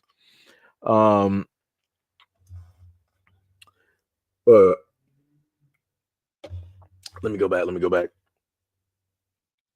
I think I skipped some. Let's see. Defending yourself is never wrong. Yeah, that's true. That's true. There is. Wait, black men doing it. Oh yeah, I read that one. Okay, I think I have another video. Yes. I do have another video here. See if I can actually get rid of some of the other ones directly up here. This one is going to deal with a topic that we talked about before. It deals with Dr. Umar, but it's a little bit different. Like I said, I find these things a little bit weird when I start seeing random people come out the blue and they want to start, I guess you could say, give their 2 cents on the situation. Let me see. Where did she go? Let me see. That's not her. Because I'm like, this is some crazy work out here. I'm like, where are all of these people just coming from out the blue to just start talking? Because the one woman I'm trying to show you, so I'm gonna talk about it just a little bit. So the woman I'm going to showcase to you, she's gonna. Oh, okay, I found it. Let me make sure. Okay, here we go. So this is off of the heels. So just to clarify, right before we get into it, this is off the heels of the whole situation with Dr. Umar and his daughter, or the alleged daughter, and what it is that the daughter was specifically saying. What did Gail say? Said you don't break up with me just because we don't agree about. Gail is silly. Oh my goodness. I love y'all. Yeah, y'all are you guys are hilarious. But so this woman is going to, now I want you to understand, right? Before I'm gonna give a little bit of a backstory, right? So she's gonna tell you how she, met Umar 3 years ago, whatnot or whatever. So this is one of those pictures, right? Notice how it looks, real relationship-y like or whatnot or whatever, right? I want you to understand because I want y'all to pay attention to the words that she uses as she's explaining. This is a woman that is in a relationship. Let me repeat that one more time. This is a woman that is in a relationship. So I'm a little bit concerned and confused on why it is that you would be so close, knowing the fact that you got a guy at home, right? Why would you be, in a sense, going out on a lunch or a dinner and talking about, like, let me just let y'all hear this because it's going to sound crazy. Years. I met him when I was 24 years old, and this is a recent picture. We just met in June of last year, and we did discuss his children along with a few other things. We met up at Brandywine Diner on Concord Pike last year, and because he wanted to take me out to lunch, and I kind of wanted to talk about like just have a conversation with him regarding like black content creators on TikTok and social media. So while we're talking, we talk about religion, we talk about racism in America, we talk about secret societies, because that was really my peak of interest. So we first started off by talking about why he was in Wilmington again. He's always going to his school in Wilmington, Delaware, because number one, he's being audited by the IRS a lot. When I first met him in 2022, he literally told me he was there because his accountant was caught stealing funds from the school. They were receiving donations for the school, and he was saying that his accountant was stealing money. So he had to fire that accountant, and the IRS was asking for proof, like where the money went. So he started commuting from Philadelphia to Wilmington, Delaware frequently, just so he could be at the school in case anybody shows up and asks why the school's not done, or where the kids are at, or what's going on. So when I met up with him last year, he was just coming back from the school when we had lunch. I guess the IRS is still asking him about the school because it's not done. Like, he's receiving money donations, but there's no progress with the school. If you were to go up right now to the school, like, there's wooded boards on the doors, on the windows, there's weeds, graffiti on some of the buildings. Like, it's not in proper condition. There's no AC, there's no heating, there's nothing. Like, it's not, the school's not ready.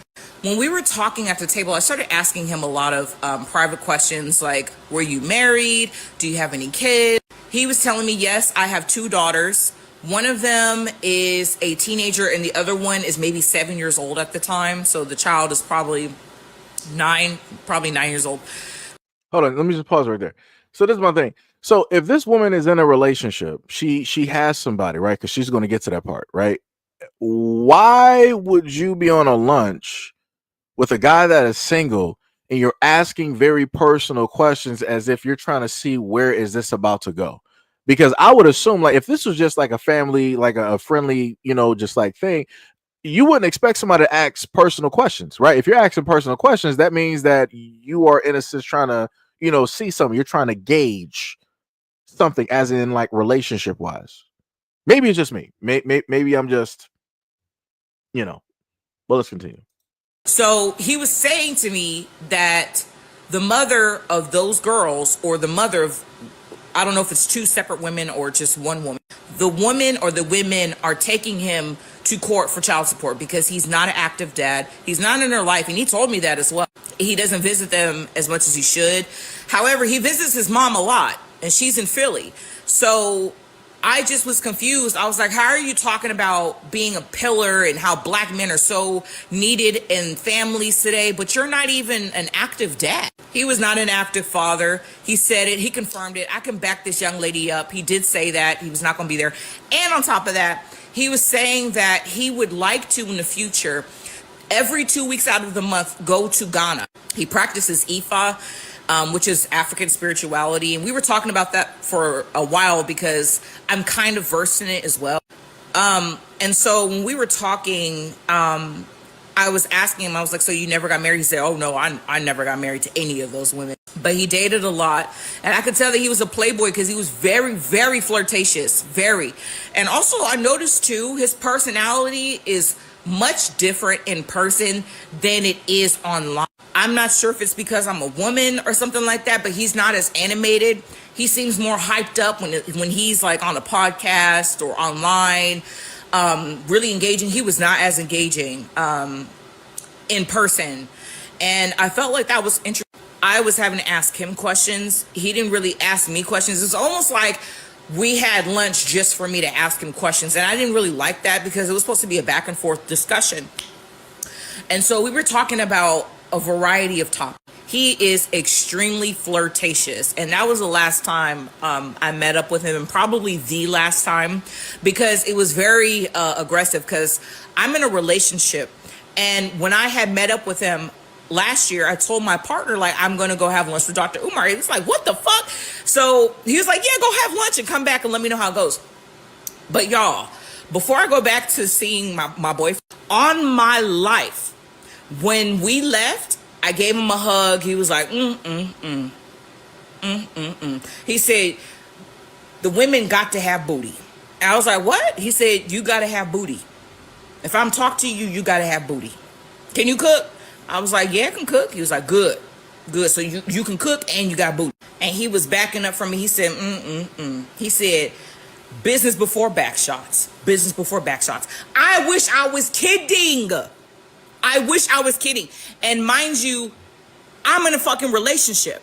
So I want you to pay attention. We're about, out of all of her talking, this is about maybe like a 6-minute video. We were at about the 4-minute and something mark. I got to pause right now. We were at the 4-something minute mark where she first decided to tell you that she was in a relationship and mentioned a boyfriend. Now we're at the 5-minute mark where she decided to reinstate that she is in a relationship because of what Dr. Umar stated. At no point in time during her explanation, first off, did she ever state to that I heard her state that she was in a relationship. She never said that. I never heard her basically say that, hey, I am so-and-so, I am in a relationship. How are you doing, Dr. Umar? I never heard none of that. So in my mind, you were in a sense going there to that lunch and presenting yourself as if you are single with a single man. And she repeatedly throughout the video wanted to say that Dr. Umar was flirtatious, very flirtatious. He's single. If he sees somebody that he deems attractive and he's a single man, he's going to sit up there and flirt. What planet are we directly on at this moment in time? Like the way that she was saying it was as if she was trying to paint that as some type of harsh negative. But I'm like, realistically, ma'am, you said that you were in a relationship, but you said that far later on. And you're like, in my mind, I'm thinking I'm in a relationship. And you talking about, activism before backshots and all this other type of, bro. You going back and looking at the. Matter of fact, I'll finish up this stuff. I'm gonna let her talk. I was like, what do you mean business before back shots, nigga? Like, what? So he's laughing to himself and he goes back to his car because he was going to go back to Philly to go take care of his mom. And I was like, I can't see this fool again. Because what do you mean business before back shots? No back shots are being given. What? Because business before back shots, whose back are you shooting? Because it's not mine. The fuck? So extremely flirtatious. Very much so. I remember asking him too, like, are you and SEIJIHITO like a thing? Because I know she's from Delaware too. I was like, do y'all, are y'all fucking? I was asking him too. I was like, are you and Suki like a thing? Like you, because I know she from Delaware too. I'm like, are y'all fucking? Like, and he was like, no, we're friends. That's my girl. She got her own restaurant in downtown Wilmington somewhere. Sure. When you say to me, business before back shots, and you and Suki are just friends, highly doubt it, because you got a big booty too. Anyway, I say all this to say, this young lady is telling the truth. He is a deadbeat father, extreme hypocrite, and huge flirt. This is not the black man you think he is. He's loyal. He got a wife at home. He take care of his kids. He's not that type of black man. He is, he spreads his seed. He told me he only got 2 kids. I feel like it's more. He's not visiting his children. He's not paying child support. And these things came out of his own fucking mouth. Okay? I really thought I edited this better. But let me just go back, right? Because this is the main 6 minutes and 43 minutes. And she wanted to talk negatively about Dr. Umar. But I want y'all to all remember, this is a woman that's in a relationship. How many women in a relationship are going to be going on a lunch with a single man and taking a couple's picture like this? For all intents and purposes, let's say that I was in a relationship with her. We would not be in a relationship. This looks crazy. Why is that man's face so close to your face as if y'all really know each other? Like that looks crazy. That looks very disrespectful. Like I said, it's cool if she is a fan of his work, but that looks crazy. I would expect that from a woman that's single. Why are you in a relationship and your face, you can literally feel the temperature off of his face? Why are you that close? Why are you that close? That's like I said, that's all I'm saying. And she wants to draw on the question that he's very flirtatious. He is a single man with a woman. I'm guessing he more than likely assumed that you were single as well, because if he's saying all this stuff to you, it obviously seems to me that you did not address the fact that you have a significant other. Because normally, on a lot of instances, if you introduce yourself and let men know that, hey, you are engaged, you have a somebody that you're seeing, or a husband or a boyfriend, normal guys are going to respect that. They're not going to be disrespectful. They're not going to say anything out of the way. Now, if you present yourself as a woman, as somebody that is single and more than likely looking, yeah, then it's a no holds bar. There's going to be all types of shots that are going to be shot. as was going to sit up there and happen. So, like I said, I don't sit up there and fault him for that at all. Now, her going on the aspect of a rant of talking about him not, being a father, whatnot, whatever. That's not her place to actually do. Because you're saying that you know some things, but you don't actually have paperwork or information or the people to literally bring up to showcase this. You're only bringing all of this information up after the daughter said something. And I'm like, that's even more suspicious. I'm like, so what's going on here?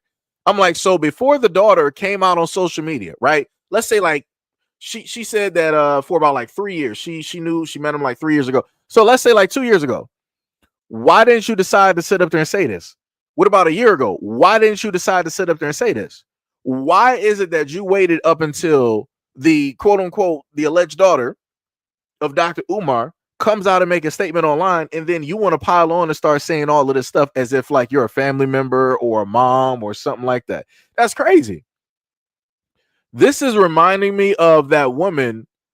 What was the thing that was going on with Dr. Umar like some years ago, where it was like some woman who was like a stripper, and I'm not sure if he knew or whatnot that she was a stripper, and she was portraying herself as one thing, but really she lived like a whole different life. And then I think she was trying to like write a book or something. It was something crazy. And I'm like, bro, what are y'all doing out here? I'm like, y'all really out here clout chasing and doing all of this other type of like, crazy. I'm like, man, this is looking real crazy. And like I said, where's that woman now? Where is that woman that was a stripper that was trying to speak on Dr. Umar? Where is she at right now? How is her career going? Anybody remember her name? Because I don't. And I remember doing a story about that. I don't remember even what that woman even looks like. Like I said, that's how crazy a lot of this stuff is. It is diabolical work. But like I said before, for her to come out here and she now wants to publicly try to say something about Dr. Umar is crazy. I'm like, I don't even know where her energy is even coming from. The other thing too, I seen people, in a sense, say stuff directly about the school. The main thing I told people, like, yo, have the conversation directly with Dr. Umar. You disagree with him or the school or whatever, have the conversation with him. He be hosting lives directly on I think, does he do TikTok? He might do TikTok or IG. He be doing stuff there. He be having meet and greets around the United States. So it's crazy to me, if people have issues with Dr. Umar, y'all can take that directly to him and literally have face-to-face conversations with him. But it's like nobody ever wants to do that. Everybody always wants to sit up there and, say this, that, the third about, Dr. Umar on online or whatnot, whatever. I'm like, that's crazy. I'm like, this is the one main person, celebrity wise, for all intents and purposes, that people can actually go have a handshake and a face-to-face conversation with. But people don't want to do that. I don't know. Gail Jones said oh, that's crazy.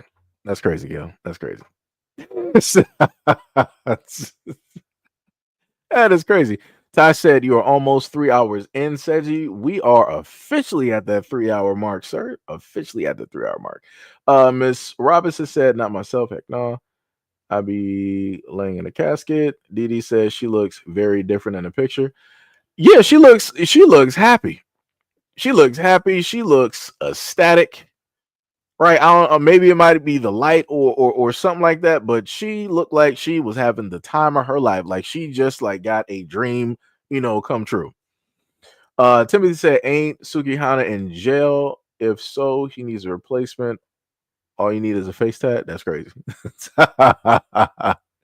That is crazy. Didi said men are flirtatious. A lot care if they are in a relationship or you are, right?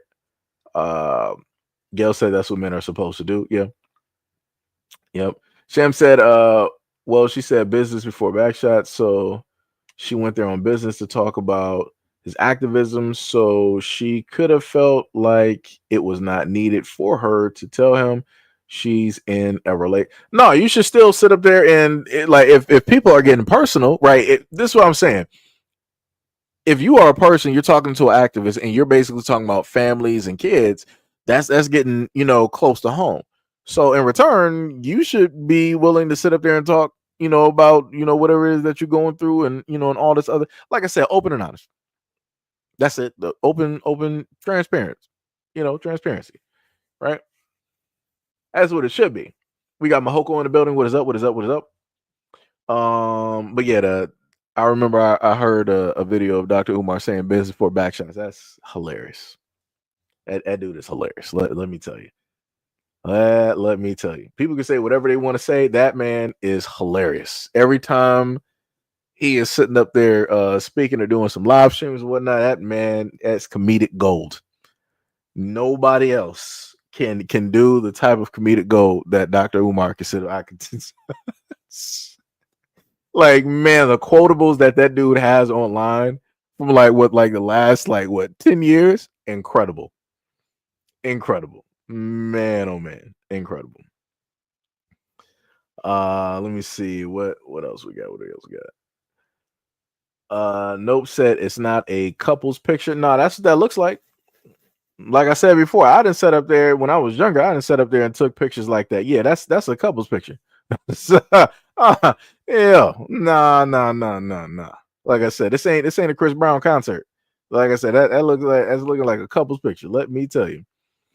Didi said when I was married, men didn't even care I was married. It'd be like that. And no, this is not me sitting up there glorifying that type of thing, because that's immensely disrespectful.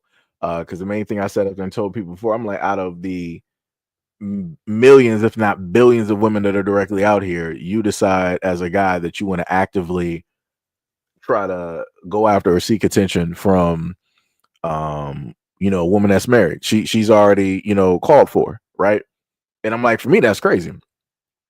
And and then one main thing that I said up there, the one main quote that I saw directly online, which I feel stands true, that a lot of dudes geek themselves up when it is that they can in a sense hit on and they're successful with a woman that is married or in a relationship, but at the same time these dudes can't really get women who are single. Like, a lot of these dudes, like, their success rate comes from women who are already established, like in relationships, engagements, or marriages. And that's the craziest part.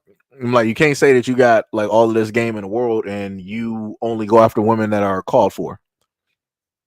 Like, that's easy for you to do. That, like, if we to really break it down, it's easy for these guys out here to go after a woman that is taken for, because all you have to do is do a little bit better than the guy that she's with. That's it. Right? Where if it's a different scale, you got to try to do better than 100 million, if not a billion other guys out here. And guess what? You ain't going to be accomplishing that. Good luck. Good luck. So like I said, it's crazy out here, man. It's crazy out here, man. But this is the times that we live in. And Timothy said he a little too busy flirting when at school is about 10 years late. Sham said it doesn't look like a couple's picture to me, more like he leaned in for a selfie, look-alike celebrity photo. Nah, I'm just saying, for me, that's a little bit too close. Because let's just reverse it, right? Let's just reverse it. Imagine if, for any of the women here, if you have a guy and there was some great looking woman that was directly cheek to cheek in a picture with that guy, you're not going to sit up here and tell me that you're not going to have a problem with that. Honest women out here will sit up there and state that they have a problem, because like I said, when it deals with women and the guys that they are with, women are very territorial. Women do not want no other smell of perfume. They don't want no hint, no glitter, no lipstick, no nothing, not even a hair off of a follicle on that guy. Women are just like cats. I'm not sure if y'all seen the videos where if a male cat went outside and he was with another female cat, and she starts like really making noise in the house. And that's basically how women are. So like I said, just saying. But Sham said it doesn't look like. Oh yeah. Gail says she looks. Oh yeah, I read that part. Yeah. Timothy said Umar been had allegations and a bigger reputation than the school. Nope said I feel like even if she told him that she was married or has a boyfriend, he was still going to flirt with her regardless. But see, that's the thing though. We can only go off of a what if, off of a theory. And I don't really like theories. I like, in a sense, concrete information. Well, I'm not going to say like I accept concrete information. And the concrete information was the fact that throughout the whole segment of the 6 minutes and 43 minutes that she was talking, right, that she edited herself, she did not say that she introduced herself as such and such and I'm in a relationship. It wasn't up until we heard about her being in a relationship up until almost towards the tail end about the 4 something to the 5 something mark in the video where she wanted to state that relationship. But even one of the times that she said that she was talking about a relationship, she was saying that, I'm thinking to myself in my head, like, that's crazy to me. That is crazy. What was it? Tim said if the school had a reputation like Umar, it would be an Ivy League school by now. Nope said I feel like even if is that a replay? What was it? Les said you said Tariq exposed Umar and said that Umar and goes blah, blah, blah. But this is the thing, I don't know anything about that. I'm just gonna be real. I would never at a moment in time having a platform try to spread anything that is information that is whatever, because like I said, I do not have paperwork. I don't have blood work. So if you said this is what he did directly on his platform or on his documentary, then by all means, that's whatever he wanted to sit up there and do. Like I said, I'm not going to do that here. I would not sit up there and do that at all, because like I said, there's too much in a sense misinformation that a lot of people like to put out there without 100% proof. And this is why, going back to the other story that I just set up there and told people, you already just sat up there and saw the video. Well, you probably didn't, but there was a video I brought up earlier of a black girl that's a track star that decided to levy very horrendous, horrible, negative allegations against a black football player, all to find out that the black football player is 100% innocent and everything that she stated never happened. So like I said before, unless people have verifiable 100% proof, I don't know what to sit up there and tell you. But whatever other people want to talk about or do on their platform, that's what they do. I don't got nothing to do with them. D Money said she looks like she was happy to give. That's crazy. That's crazy. Let me see what else we got. Sham said, I don't disagree about her not opening up first, but she did say the questions was one-sided. Either way, flirting happens a lot in activism. I never out anyone. I just shut it down. And like I said, I respect you for that. That's dope. Like I said, but see, this is the difference though. The mature age that you are at, I'm talking about mind wise, right? The mature age that you're at, you're different from, she's obviously a younger woman, right? She's somewhere in probably like her mid late 20s or whatever it was, right? So her whole main thing is like, oh, well, people always want to get popular.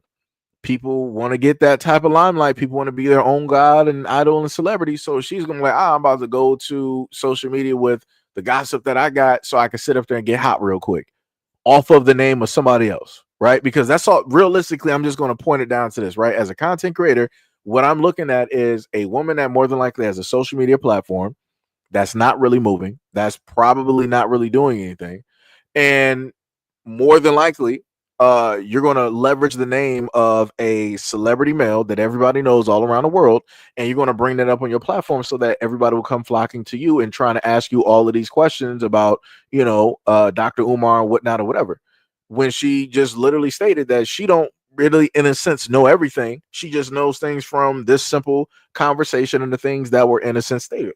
So like I said, even if people were to flock there and to talk directly to her, is she's not going to be able to give you a whole history on Dr. Umar. It's literally going to be from that experience that she had, from that conversation that one conversation that she said that she had that sit down with Dr. Umar, and that's it. And it's going to be the same regurgitated type of thing, and she's going to have to figure out a way to stretch this for like a nice 15 minutes of fame. Like I said, I done seen this all the time on TikTok. And then once it gets through to the whole thing of them not wanting to talk about that no more, now they're trying to do their own thing away from that. And then that's when the views and everything else start going down, and then they return right back to try to pick back up and to try to say this and to try to, I just thought about something I never set up there and told y'all about this, such and such. Like I said, it's crazy work. It's crazy work. Timothy said, desecrating a marriage is all wrong on all parties unless the third party is unaware of the marriage. Same effect, different circumstances. Double D said, I absolutely would have a problem with a picture like this. Like I said, and thank you for being honest. And that's my main point. That's my main point. Like I said, I'm looking from a guy's perspective. For me, that picture is disrespectful. That picture is disrespectful, because never at a point in time would let's say like if I was married, right? I would never sit up there and take a picture like that, because that would be disrespectful towards my wife. Like that would be crazy. I'm like, why would I be that close up on another woman like that? Like, even if we're like childhood friends or whatnot, that's cool. Like we were childhood friends, but we're not children anymore, right? We don't have a relationship or anything like that. So it's like, yo, we can do a side by side picture. You stand to one side, I stand to the other side. Bam, snap it. Like, you can do stuff like that. Like I said, as a guy, when I look at this picture, this looks like somebody, like people who have a nice familiarity. I'll put it to you like that. Right? It seems like people are real familiar with one another. Even looking at like the smile and everything like that. Like Dr. Umar was like, yeah, we was something, back in the day. She up here smiling like she just reminiscing. Like I said, as a guy, I can only just speak for myself. The picture looks crazy. But like I said, I don't got a problem with Dr. Umar because he's a single guy. He can sit up and do that. My whole issue was with her and how it is that she decided to, do the picture and everything. That's it. But like I said, if her boyfriend don't got a problem with it, it is what it is. Like I said, I'm just doing my commentary and my opinion directly on this. That's all I can do. Timothy said, I feel you, Seiji. A pic like this would make me an activist. Oh man. Relevant Love, what is up? You said institute a real school at Q, better run by the community. I'm not even sure who you responded to. Were you responding to somebody that got axed on the channel? I'm not even sure. One minute, what is up? You said reminds me of Brian Banks. I'm not even sure who that is. Timothy said about believing that lady's claims to be his daughter ain't the problem. It's more his reaction to her claims. I mean, I get that. 100%. And my main thing that I said before is that you got the daughter who was out there speaking, and my main thing is I want to see the whole thing, because I've been through certain things in life where there was a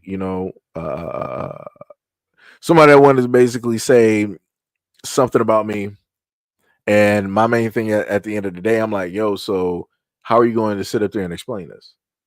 Right? How is that going to sit up there and transpire about all of those things and yada? Because the main thing that I've always stated, I put it here like this: the main thing that I've always understood is that the only people who actually know who a child's father is the woman. No man out here can sit up there and like realistically, specifically tell you. We can sit up there and state that we believe. We can say that we have faith, but only a woman 100% knows with certainty who the father of a child is. Nobody can sit up there and tell me any different. Because, like I said, I got experience with this. I got 100% experience with this. And I've talked about this as openly and transparent as possible directly on this platform. And this is why you have a lot of guys who are, in a sense, hurt by the circumstances of finding out that, hey, this kid is not even mine. Again, a lot of these dudes, they believed. They looked to God. They was like, yo, this is my such and such, da da da. This is my lineage, all this other time. And then to have all of that fall apart like a house of cards just because of a simple DNA test. So this is why I keep saying alleged. So up until both parties decide, because the girl, she said she got paperwork, but she didn't show that off. Dr. Umar said he got all his paperwork and everything directly in order. Like I said, everybody said they got paperwork, but nobody showed anything yet. So up until everything is directly out there, it's alleged. It's two people sitting up there talking back and forth and all this other type of stuff. So that's why for me, I'm just waiting for, I want the mother there, I want the Dr. Umar there, the quote unquote alleged daughter there. Because like I said, at the end of the day, no matter what anybody feels directly about the situation with Dr. Umar, only the mother knows who the actual father is. And that is a bar.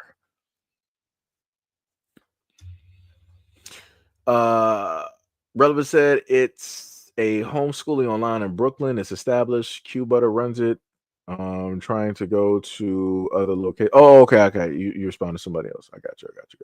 Sham said, yeah, I agree about that. She basically looking for clout on the situation. She'll learn when she did that. She burned a lot of bridges in activism because you can't bash people's leaders for silly stuff. Yeah, and that's the other crazy part. I'm like, if this is something that you are directly for, you could have this woman could have kept all of this to herself. Nobody asked her or told her to bring any of this up. She decided to do this herself because she wanted to leverage his name and his celebrity in order to get popular, while also being negative and basically downing him. Because again, the way that she was trying to make it seem, he was flirtatious. It was very aggressive. It's almost like she's trying to paint herself to be a victim. I'm like, you got to be kidding me. I'm like, you can't be really trying to do this. He was real flirtatious. It was real aggressive. It was this. And I'm like, in my mind, I'm in a relationship. Bro, are you serious? I'm like, nah, son. This is why. This is why a lot of guys, when it deals with certain things, guys are told to, in a sense, stay away from women. Because you will never have instances like this with other men. If men are hanging around with other men, going to like luncheons or business lunches, whatever you want to say to them, you don't have men having this online. Men ain't doing this. Men ain't trying to sit up there and make it. Oh yeah, that dude was aggressively coming at me. He was really. Guys ain't doing that. We sitting up there talking about business, or we talking about sports, or cigars, or whatever. It ain't this. Like I said, and I think didn't somebody say that before? It was like, every man is one step away, is one woman away from a downfall, or something like that. I'm paraphrasing, like I said, but you know what I'm saying. Like I said, two ways that men can sit up there and fall. It's either by way of them or by way of a woman that is around them. And there have been many women directly out here who have brought down kingdoms single-handedly without raising a sword, brought them down crumbling to ashes. So, I'm just saying. Just saying. Sham said, I started activism when I was 10 years old. So I was in my early adult years, and then got out of it by 30s. So yeah, even as a teen, you have to keep professional because it's work, right? Gail says she looks vegan in the pic and carnivore in the video. Oh yeah, I get what you're saying. I get what you're saying. Yeah, I can see that. I think maybe it was the lighting, because it looked like Dr. Umar was wearing like a yellow hoodie, and that yellow hoodie, because of how bright it is, or the flash, or whatever it was, the exposure, that hoodie almost looks white. Like, it's crazy. Tim said, would her beef be with Umar or Suki? I'm not even sure. like I said, she decided to bring up, Sukihana for, whatever reason. I don't know. The only thing I looked at it as, like, the whole thing with Dr. Umar and Sukihana, I'm like, if she was really trying to, really change, her ways or something like that, or really trying to move into a different direction, I'm like, yo, that's all good. Like I said, I have no problem where people are wanting to grow, wanting to learn, wanting to understand, wanting to actually get into, something different, something that is not negative, something that is actually, about trying to move people forward, right? Because a lot of Sukihana stuff is like ignorant, and I've showcased that, like twerking directly in ambulance and in a corner store and all this other like crazy stuff. I've even showcased far worse stuff, right? But I guess everybody will have a redemption arc. Relevant Love said just for info purposes only. Wait, I'm confused. I'm not even sure. Oh, okay. You talking back to Tim. I got you. WD said I took a pic with Dio Hughley and we were not close like this. Yeah, that's what I'm saying. Like, that looks crazy. That is crazy. Sham said even if there is a DNA test, the feelings of mom can also prevent him from being a dad. A lot of women go absolutely crazy when it comes to the baby dad stuff. Yeah, and I've talked about that before. You said the XYAYX Institute, the name of the school at SEIJIHITO. Okay, I got you. Tim said a sit down with all three wouldn't help the situation because Umar is reacting in fashion he's supposed to be against. I guess. Leonard up here rolling. Richard said he's I'm not even sure we even get Orlando Brown from. Tim said men don't have to stay away from women, conduct yourselves like you're in a relationship when single. As far as body language, not necessarily flirting behavior would dead a lot of allegations. All I'm sitting up here saying is he's single, so he can decide to sit up there and do that. Any dude who is single can sit up there and go out there and flirt with women. Like that's just a fact. You can do that if you decide that you want to sit up there and do that. And also on the aspect, it was just those two on a lunch. It wasn't like Dr. Umar was on a group. Like it was like a group of 20 people or 10 people, and he just singled her out and he was just going, hard body directly after her. It was a one-on-one type of thing. Like normally when there are one-on-one engagements in between men and women, people are talking. At a certain point in time, it always ends up happening. It always ends up happening somehow, some way. It always ends up happening. What was it? You said you're showcasing the BS, I guess. What was it? Tim said Suki is another disgrace, like Sexy Red or Ice Spice. It'd be like that. But like I said, I can call out certain things, but if people choose not to listen, it is what it is. You said disgrace. You said use a fan. I'm not even sure. I need people. If you're actually talking to me, I need you to actually add. Use the add button. If you can sit up there and like type, use the add button real quick. Because it just looks like people talking in general sometimes. With some of the comments. Relevant Love said, I keep you confused as Seiji the second coming. I sort of, in a sense.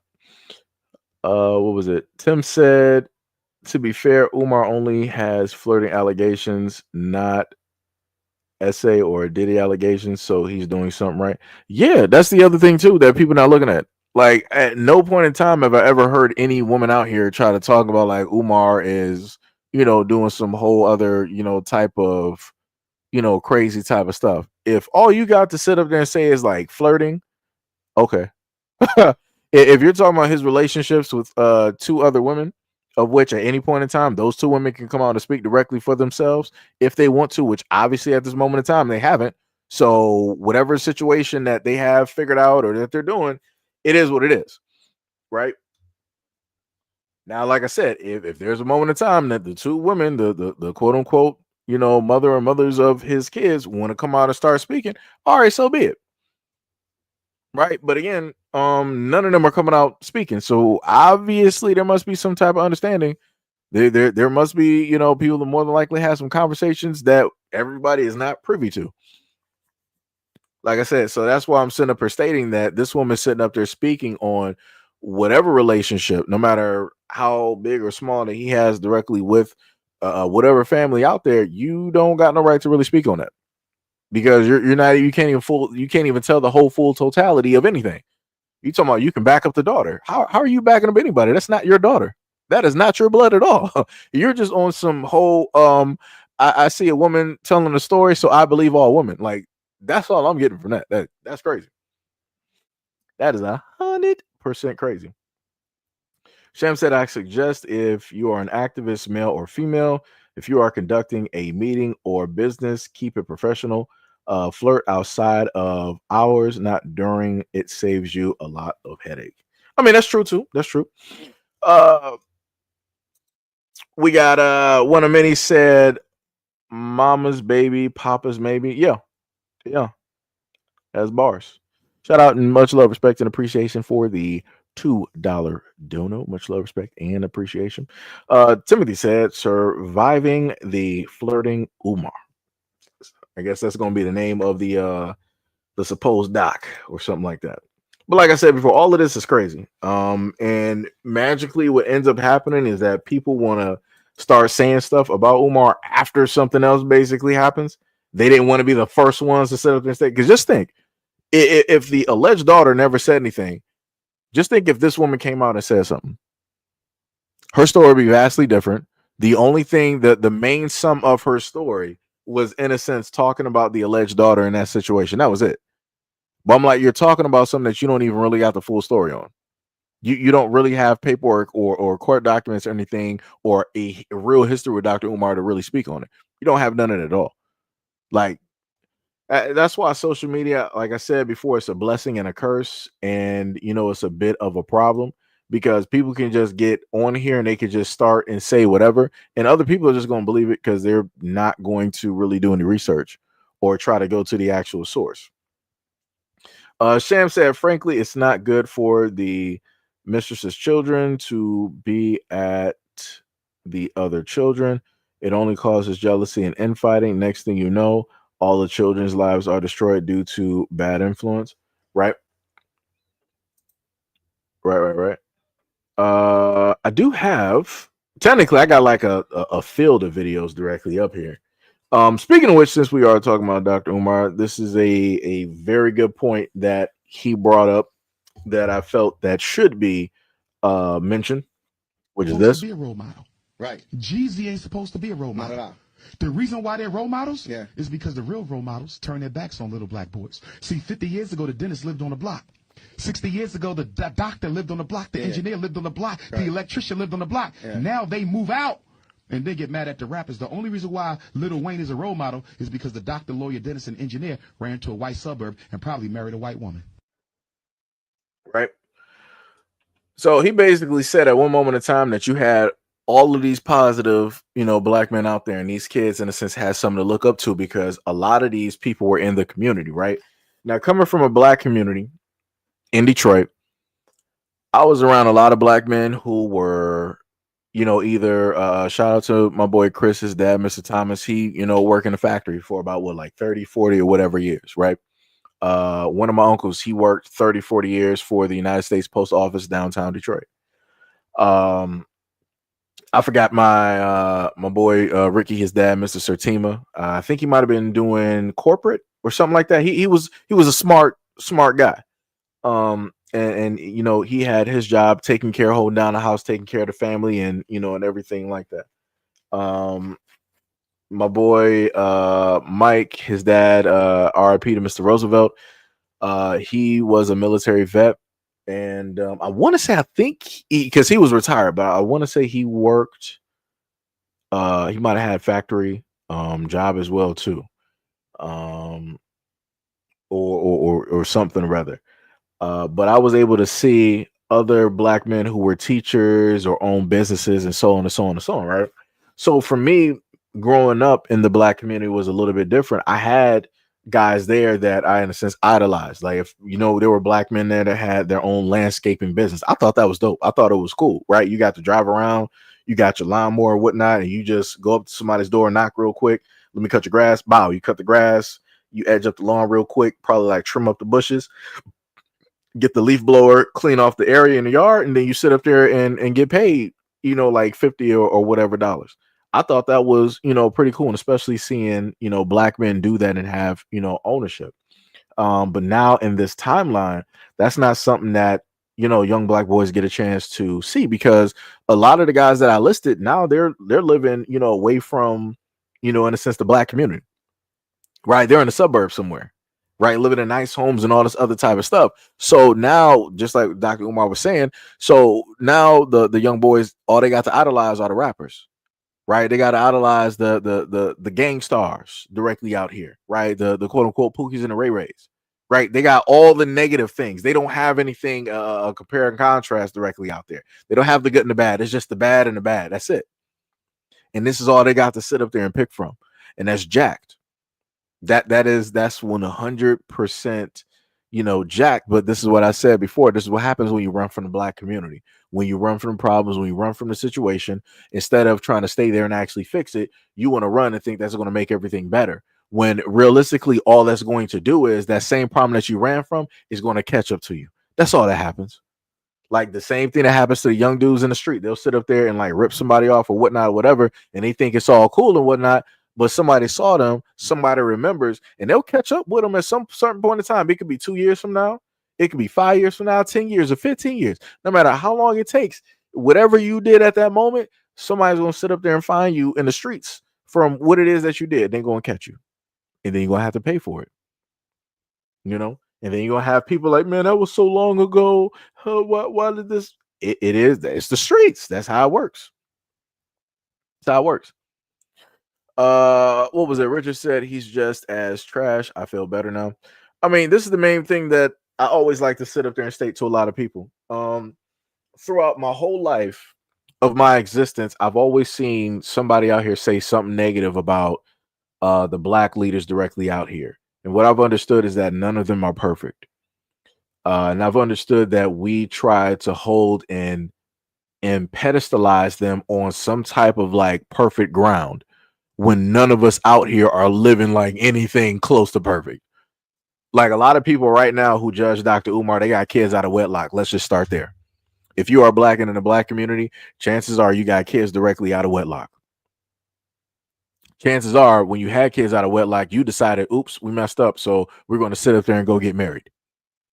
Or in certain instances, you decided that we, you know, don't want the child, so we're going to sit up there and go to the doctor's office.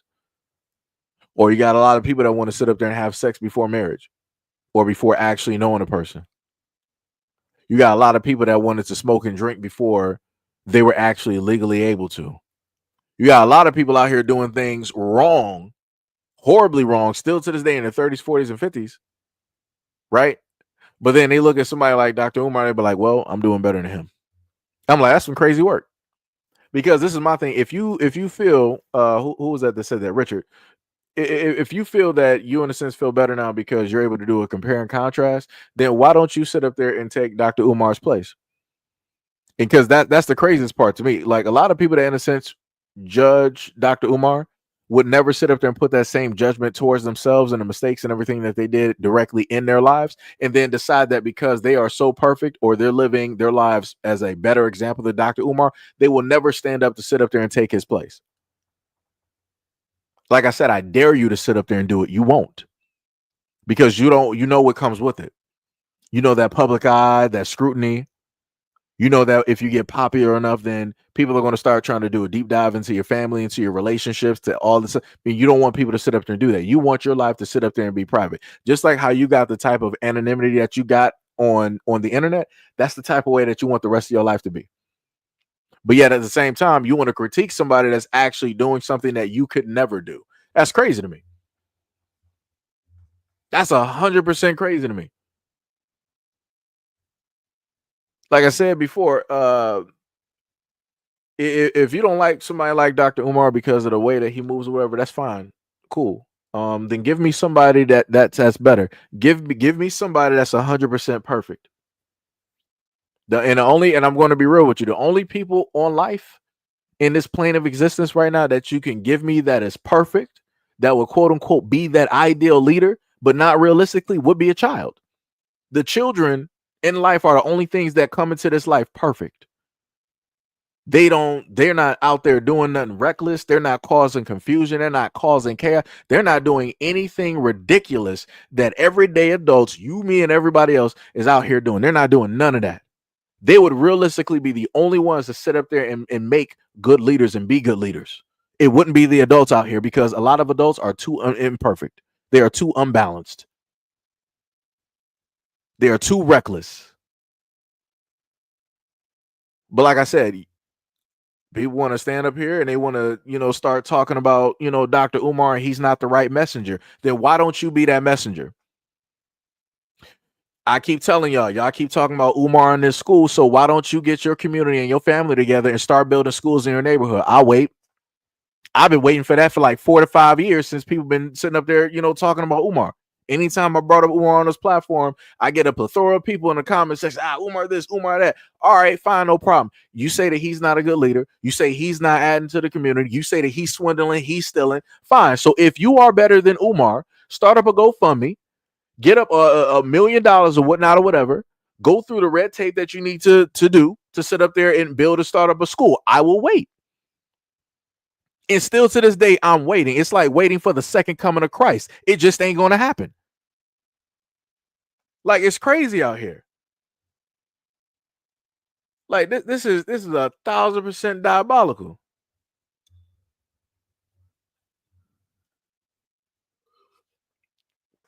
Leonard said Umar was just with Druski, and what did Druski get accused of?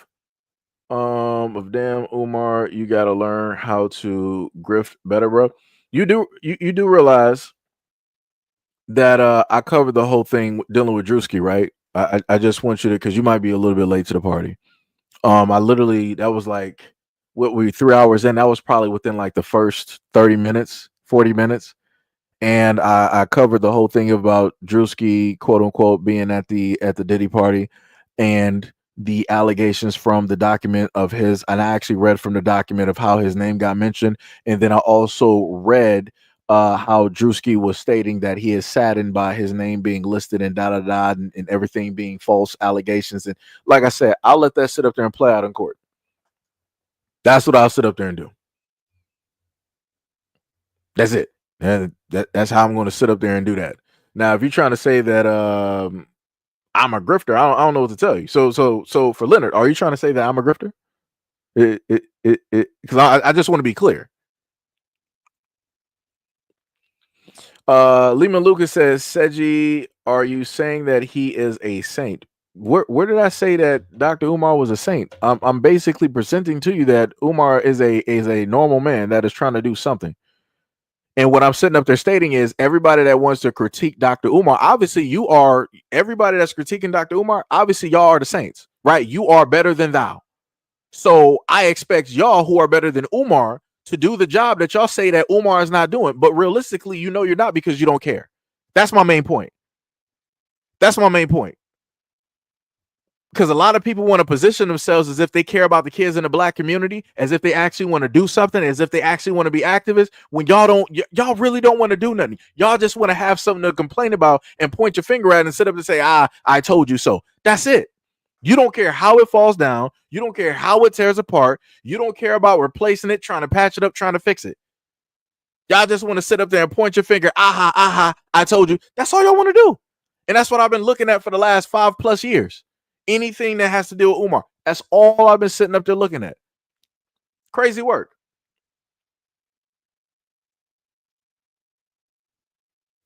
Okay, you said that I'm saying that Jermaine needs to pick his grifts better. It's nothing to do. Okay, I'm just like I said, I'm trying to get better as a person, to not just go like full on attack mode directly on people. Like I said, trying to be a better person, trying to be as transparent as possible. Just Just trying to do that. Let me say, Ms. Robinson said, none of us are perfect. I don't know him personally, so I can't speak about him. Shem said, I did that for like 20 years. What Umar is running against is sabotage. I had the same issue as an activist. People, white and black, sabotage you all day. Robert said he told her about his family. Just asking. Lemaine Lucas said, same here, bro. Said, I see your point of view. Like I said, that's all I'm saying. Because the main thing I told, even when it came to me and people wanted to, Kelvin said, does Umar have the school yet? Go check. Go check. Like it's crazy how people can use Google to come directly on this live stream and try to ask a question in the chat when you could very easily, as a grown ass adult, go look up if Umar has a school, where is it located, what's the address, and pull up to the school. That's you can easily do that as a grown adult. If you can go out here ripping, running, be sleeping with women unprotected, you can sit up there and have problems with your family and disassociate with your friends and do. If you can do all of this stuff in the world and make it to a 9 to 5, you can decide to sit up there and use Google within 2 seconds of the brain power that you got and go look up if he got the school, if it's established. Because the craziest part is, main thing that I've pointed out too is that other people that quote unquote wanted to expose Dr. Umar, I'm like, all right, cool. You wanted to expose it. So if you're saying that this is the job and ain't nothing basically established, nothing basically happened, right? You did this whole video to expose this, to expose that. No problem. So open up the school. Do the job that y'all say that he is not sitting up there doing. Why you sitting up there want to do this expose, right? Why you want to do that? Do the job that you say that he's not doing. And all I see is people profiting, like I said years ago. I see the same continuous thing on social media where if something negative is happening with Dr. Umar, you will have people make fields of videos, repeated videos throughout the week, profiting directly off of the name because it's associated with Dr. Umar. They could talk about anything else in the world that is going on. They could talk about the state of the economy. They could talk about food shortages. They could talk about famine. They could talk about disease. They could talk about unclean. They could talk about all of these things. But no, they're like, no, I'm about to make 19 videos this week about Dr. Umar. Word. That's it. That's the whole world revolves around Dr. Umar. But he's so much of a problem, but yet you making sure to make sure that problem makes you money. While you're saying that other people out here suffering, not getting the things that they need, you're like, I'm going to sit up there and profit off of this whole thing. I'm going to make sure this works for me. Like I said, I didn't see too many YouTube channels literally just build themselves off of the name of Dr. Umar. And I'm like, why everybody is sitting up here talking a whole bunch of messages, a lot of people need to be thanking, kissing the feet of Dr. Umar, because that's the only reason that they're even monetized. That's the only reason why they might even have 10, 15, 30, or 50K subscribers. Because you originally started talking negative about Dr. Umar. Crazy work, though. It's crazy how a lot of stuff works. You said, but you're talking about him now. Don't you know? I've covered this before. Don't you know?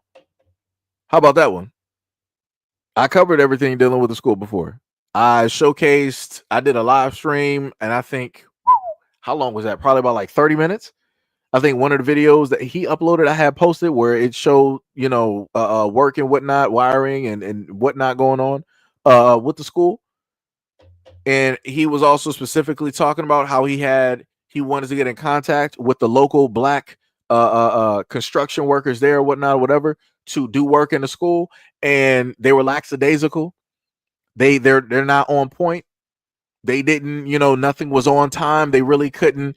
And then he was like, the reason that you see, and this was during a live stream that he did, he was like, the reason why you see the white guys here basically working and doing the wiring is because I firstly tried to get through to my black men who have these businesses.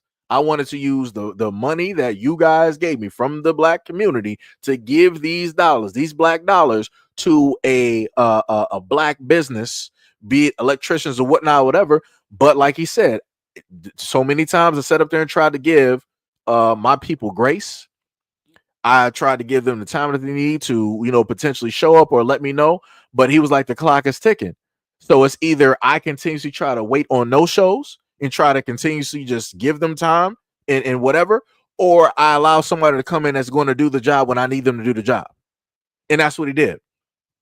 So the white guys were in the video doing the wiring throughout the school. And I'm not even mad at them because it's the main thing I set up there and said before when it deals with black businesses. Whenever it deals with black people needing to be on time, when it deals with money for other black people, oh, it's a whatever situation. People want to half-ass a job. People don't want to be professional. People don't want to show up. But the moment in time that you happen to talk to somebody else that's non-black, oh, people are there before the time that they even said. If you were supposed to be here at 9, they're here at 8:30, waiting outside. That makes no sense. So like I said, you want to try to ask me some questions or whatnot, go look it up. Go look it up. It's crazy. You said it's a simple answer about the school. Bitch, if it was that simple, then you would have got the answer yourself. And you got the nerve to sit up and say, I'm going on a tantrum like a female. Bitch, you came here. How about that one? How about that one? If I'm the female, you're the bitch. How about that one? That's what we want to sit up there and do right now. Because people want to get out of line and start getting disrespectful because they grown ass didn't have the brain cells, 2 brain cells to rub together to just Google some shit real quick. Or better yet, you couldn't even go directly to Dr. Umar's many pages on TikTok, right? On X, on YouTube or whatever, and specifically get it from the source. You couldn't do that, but you wanted to try to come here and be disrespectful. That's some crazy work.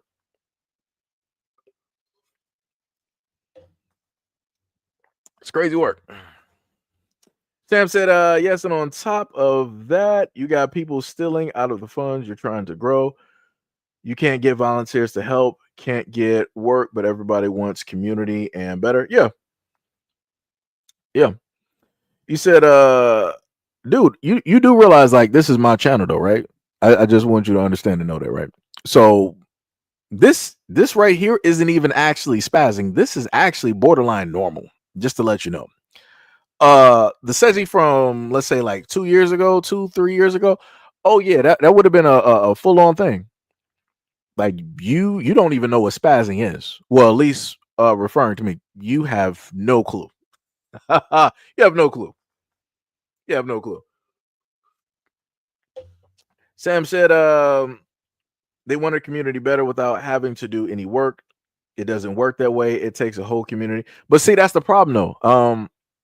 When it deals with the black community is like, okay, well, you are quote unquote an appointed leader or you want to be a leader, so we expect you to get these things done. And they feel like that's just it. The black community are like, we're going to throw the whole weight of everything directly on one person's shoulders, and we don't have to do no work. Everything is on you.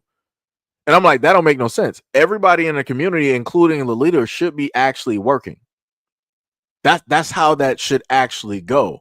Like the amount of laziness in a sense is crazy to me, and that's the only word that I got directly for that. The moment in time that I see black people in the community not in a sense banding together to work with the leader is crazy. Because the funniest thing is looking at, let's say, growing up, I remember when parents would come to schools for free. And if something needed to be painted, let's say like walls or something or whatever, parents would come through and they would give their time. And, they would paint the walls of the classrooms or whatnot, whatever. You're not going to find parents of today trying to do stuff like that. Right? So, again, the community was way different at a certain point. At this moment in time now, yeah, community ain't trying to sit up there and do that. They're not trying to give up no free time. Everybody is selfish. And that just is what it is. But a lot of people don't want to be honest about that when it deals with the black community. A lot of people are selfish. If they want a leader, then a leader is going to have to detail the full responsibility. You got to fix our kids. You got to fix our marriages. You got to fix our relationships. You got to fix our families. You got to fix our communities. You got to fix our schools. You got to fix our hospitals. But I'm like, how is this one person supposed to do all of these things? Maybe the one person is good at, let's say, like public speaking. So then you would need somebody else that's good at accounting. You need somebody else that's good at agriculture, good at building, good at this, good. I'm like, that's crazy to me. You expect one person to be, in a sense, a renaissance man, and that's not the times that we're living in at this moment in time. That's craziness. That is 100% crazy. But like I said, you can't tell black people nothing. Sam said, my other problem is when I do get white donors or white money to help black community, then I get sabotaged. People feel like it should be all black and attack the donors. I've had instances like that before too. Where I've had white people donate directly to the platform. They've heard me talk on a variety of different topics and specifically talking about white people. And they'll be like, yo, Sedge, I got you, no problem. I love everything that you say. I love, everything that you do with the topics. Here's a $10, $20, whatever, donation. And I'm like, damn, that's crazy. And then I would sit up there and explain that, again, being transparent and being honest. And people would try to sit up there and consider you to be an op, like, oh, you're accepting money from white people now. You're doing this. I'm like, brother. I'm like, do you not understand? It takes money to keep everything sitting up there going. If somebody loves and support this platform, I'm not about to sit up there and turn back their money. I'm not about to sit up there and do that. I'm not about to sit up there and wait on, in a sense, false hope of people be like, I'm doing great content and da da da. I'm sure everybody's going to sit. No, that's a hope. I'm not in the belief of hope. That's a fool's errand. I'm being real about the whole situation. I can only deal with the reality. So if people from other cultures want to donate to this platform, that is the reality of it. If I got people here, which some of y'all do it on a daily basis, if y'all want to sit up there and donate, much love, respect, and appreciation. Like I said, I am thankful and respectful to any and every walk of life that decides to donate directly to this platform. I'm not about to sit up there and turn nothing away because other people who watch the videos feel like I shouldn't accept the money. So if I'm not supposed to accept it from them, then are you going to step up for them? Chances are not. So I'm like, I would need people to shut the fuck up. I'm just going to be honest. That's the best way I can sit up there and put it. Again, being honest and transparent and having to do this for so many years. That is the only way that I can sit up there and put it respectfully. Because I'm like, that's crazy to me. And I've seen this not even just on my side. I've seen this happen to other people explaining these things. And I'm like, yo, black people, y'all got to get yourselves in order. Because if you know that you're not going to 100% support that person, let those other people support them. If you don't want those other people to support them, then you got to sit up there and step up. And if you're not going to step up, sit down. Like it's that simple. Like it's crazy work out here. It is crazy. Pink said, I'm teaching I am teaching a acrobatics class at my son's school next week. That is dope. That is, and see, that's what I'm sitting up there talking about. Like that is being a part of the community. That is doing something within, the school system. That's being active one way or another. Like I said, acrobatics, that's helping those kids sit up there and get healthy, move around. So that's getting them away, for at least a little bit of time doing exercise away from the phones, the tablets, the video games, and all this other type of stuff. Because trust me, there's a lot of kids out here that just sit continuously and just play video games. And I'm like, it's different if you're like let's say like a teenager and whatnot. If you're like young, I'm talking about single digits, you shouldn't be sitting nowhere realistically. You should always be on the move, always on a go. Right? At least that's how I look at it, because that's how it was for me when I was younger. Right? Because the obesity rates out here is crazy. Right? Let me see. Sham said, sorry, just venting as an ex-activist. That work wears you down and it becomes worse as you age. The generation just doesn't understand what hustle means or help for the matter. I mean, it be like that. And like I said, I don't, the only title that I have is a title that I give myself. That is it. I've had other people try to, give me titles, but the main thing I told people, I'm like, yo, much love, respect, and appreciation, for that, just the thought of it. But for me, I'm not accepting. And the way that I put it to people is like, I'm not accepting of other people's titles, because it just as easy as somebody gives you a title, they can take it away. Right. So, in a sense, what real meaning does that title have? Right. Because I've had people say like, yo, you're like a leader or whatnot, whatever in the community. I'm like, I'm not going to go, that far with any of those titles. Whatever I believe for myself, that is my belief. Right. I can't, subscribe to in a sense how other people, see me or deem me or whatnot or whatever. Because again, just as easy as people build you up, they can, break you right back down. But if I build myself up, that's a whole different situation. No matter how people sit up there and see me, I'm still going to sit up there and be standard. You can only try to, get some stuff around me, but that's it. You can't actually, get the actual, individual like that. Right. So I don't know. But no. The venting is cool. Trust me. Everybody, needs to vent every once in a while. Trust me. As somebody who has actively done this, yeah, that venting is a thing that needs to, take place and happen sometimes. Trust me. Trust me. I've done this directly over the years, no matter how it seemed, no matter how it sounded. I'm like, I didn't care. I'm like, yo, people just going to hear like this 1,000% frustration, and it is what it is. I do not care. And still to this day, I don't. I just don't. Ali said they separate black families. Yeah. Wait. Who are you talking about separates black families? Let me know what you're talking about. Because I'm not specifically too sure. Which video was this? Oh, that one was that was like a crazier video. I'm probably not going to do that one. Let me see as today's videos. Let me go back to previous. That was a Stephen A. Smith. I gotta re-edit the video dealing with the younger guy though. I gotta do that one. Oh, I didn't put that video up there. Let me actually put her directly up here because I don't think I put her up here. I actually got two videos. Dealing with this, right? So in this way, let me see what Sham said. She said, you said, yeah, because I think people think activism is just marches and protests. That's the least of it. It's getting community built up, and that is hard. Yeah, it is. Trust me. Even like not even doing it to the extent of like let's say like you or many other people that or even dealing with let's say like civil rights and stuff like even just trying to start a community on social media. That is tough. Like people don't understand it because they're looking at people just going instantly famous overnight or instantly getting like 1 million subscribers. Like yo, those are like the rare occurrences.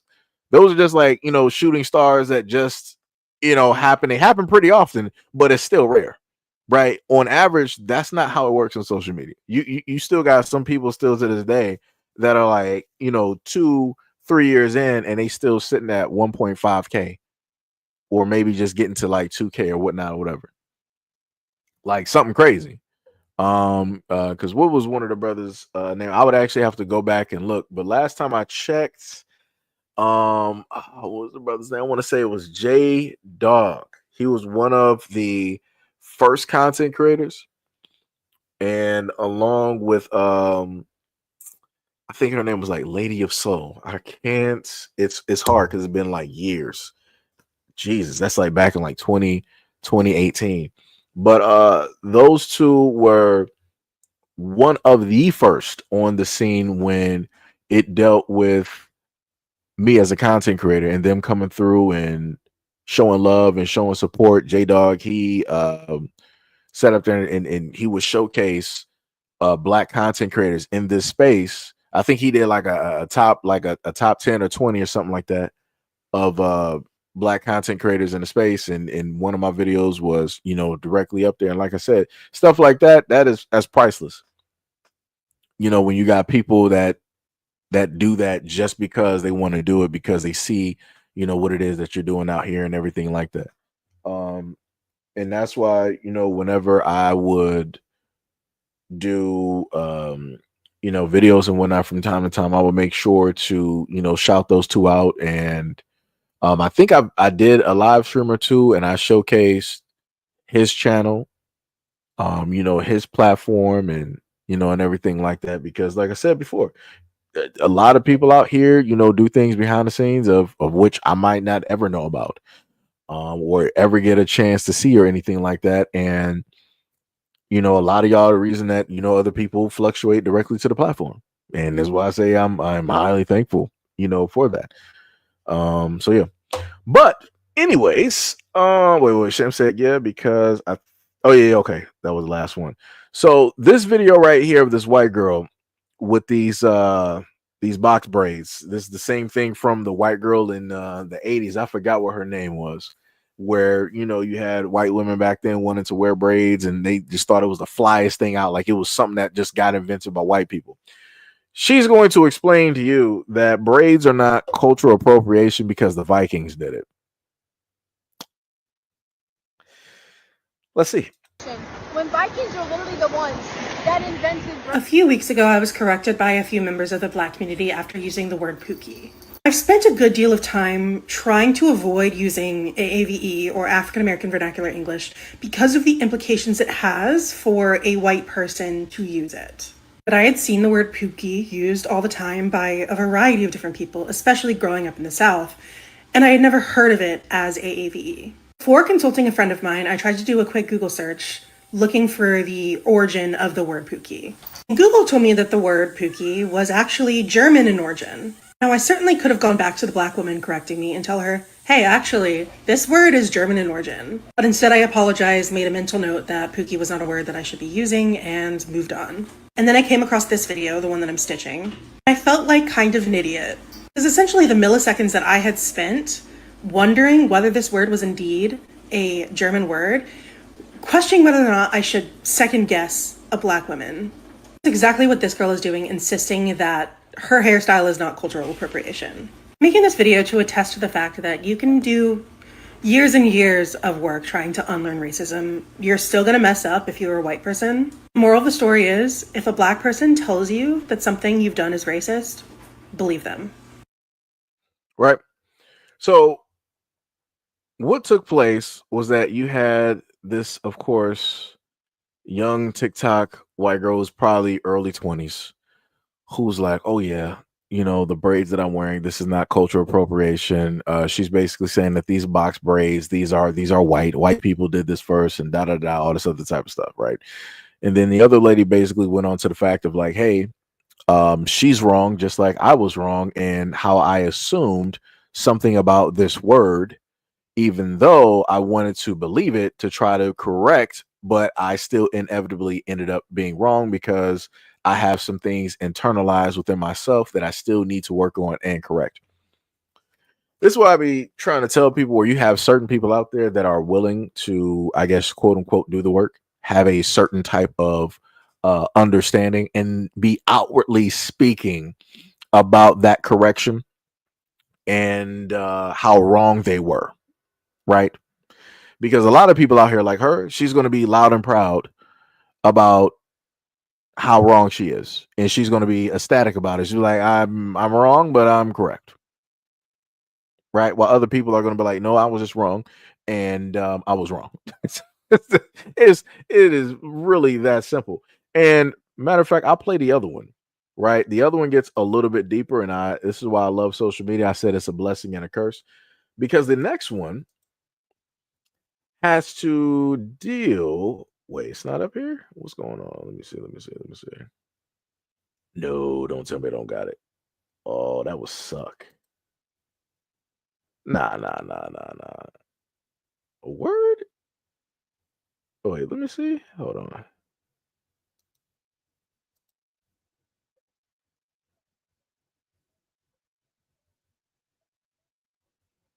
Okay, that was that one. Oh, I think I should have bookmarked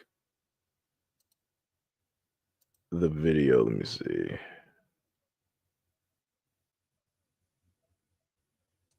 Okay, it's the same one. Okay, so I might have to just cut to a different one, because I have another one where a woman is Scandinavian, and she specifically told the white girl, she was like, nah, you're wrong. She was like, those box braids did not come from my people. And she's literally talking about her ancestors and how she can, trace her lineage back 18 generations. So, she knows what she's talking about. And she was like, no, those box braids are not from us. and you put that or you keep that directly in your hair is going to come out. And like I said, that's a Scandinavian, that is as European as you can sit up there and get. Scandinavian woman, quote unquote, the Vikings, all of this. Sitting up here telling her, no, that is not it. The box braids is not it. That is not us. Did we have braids? Yeah, sure. But that, no. That is, like I said, you craziness. Crazy. But because I can't exactly pull that video up right now, I'm going to go to a different one that I have up here. And this is in a sense going with what I talked about before with the quote unquote, what was it, the black and brown coalition that people like to sit up there and state. So we're going to see what this for all intents and purposes Caucasian woman has to state. The Latino and Black communities have always been like this, and we should continue staying like that. There's no reason why the two communities should be fighting, okay? We have fought next to each other, side by side, since the Civil Rights Movement, okay? There's no time for beef on either side. We need to stand together, especially with everything that's going on right now in this country. So just a reminder that the Latino community and the Black community are like this always. I don't know what she's talking about. I don't know. What was it? Rabbit said that the white girl looked like she is the type to smash a black guy on the low. Yeah, that white girl, she probably would. She'll probably be with some athletes, real quick. I don't know what this woman here is talking about. That has never been the case. She was like, yeah, we were just like, we were tight like that. No, you weren't. No, you weren't. Like I said, I didn't cover this too many times. I can bring back some pictures from like the 1940s to showcase. No, we were never that tight. That is just a straight, blatant lie, and that's just a way for people to try to, coax or to get black people directly into, their type of situation or whatever it is that they're, going through at this moment in time. They want to try to leverage that energy. Like I said, that's crazy. That is 100% diabolical. Like I said before, a lot of this stuff needs to stop. But yes, we are actually at the 4-hour mark. I think we were supposed to be, at that 2 hour and 50 mark. But I like to sit up there and and talk and go over a few different things dealing with these videos and everything. But yeah. Much love, respect, and appreciation to any and everybody that has currently been in attendance at this moment in time and pretty much stayed through the live stream. Much love, respect, and appreciation. Trying to see what we got going to the background. Let me see. Because we're still currently live. We got about, a good 34 viewers, which is great. That live symbol actually looks a little bit different. Never seen that one before. So the secondary channel, we got about we had about a good 1,723 views. That is pretty dope, pretty awesome.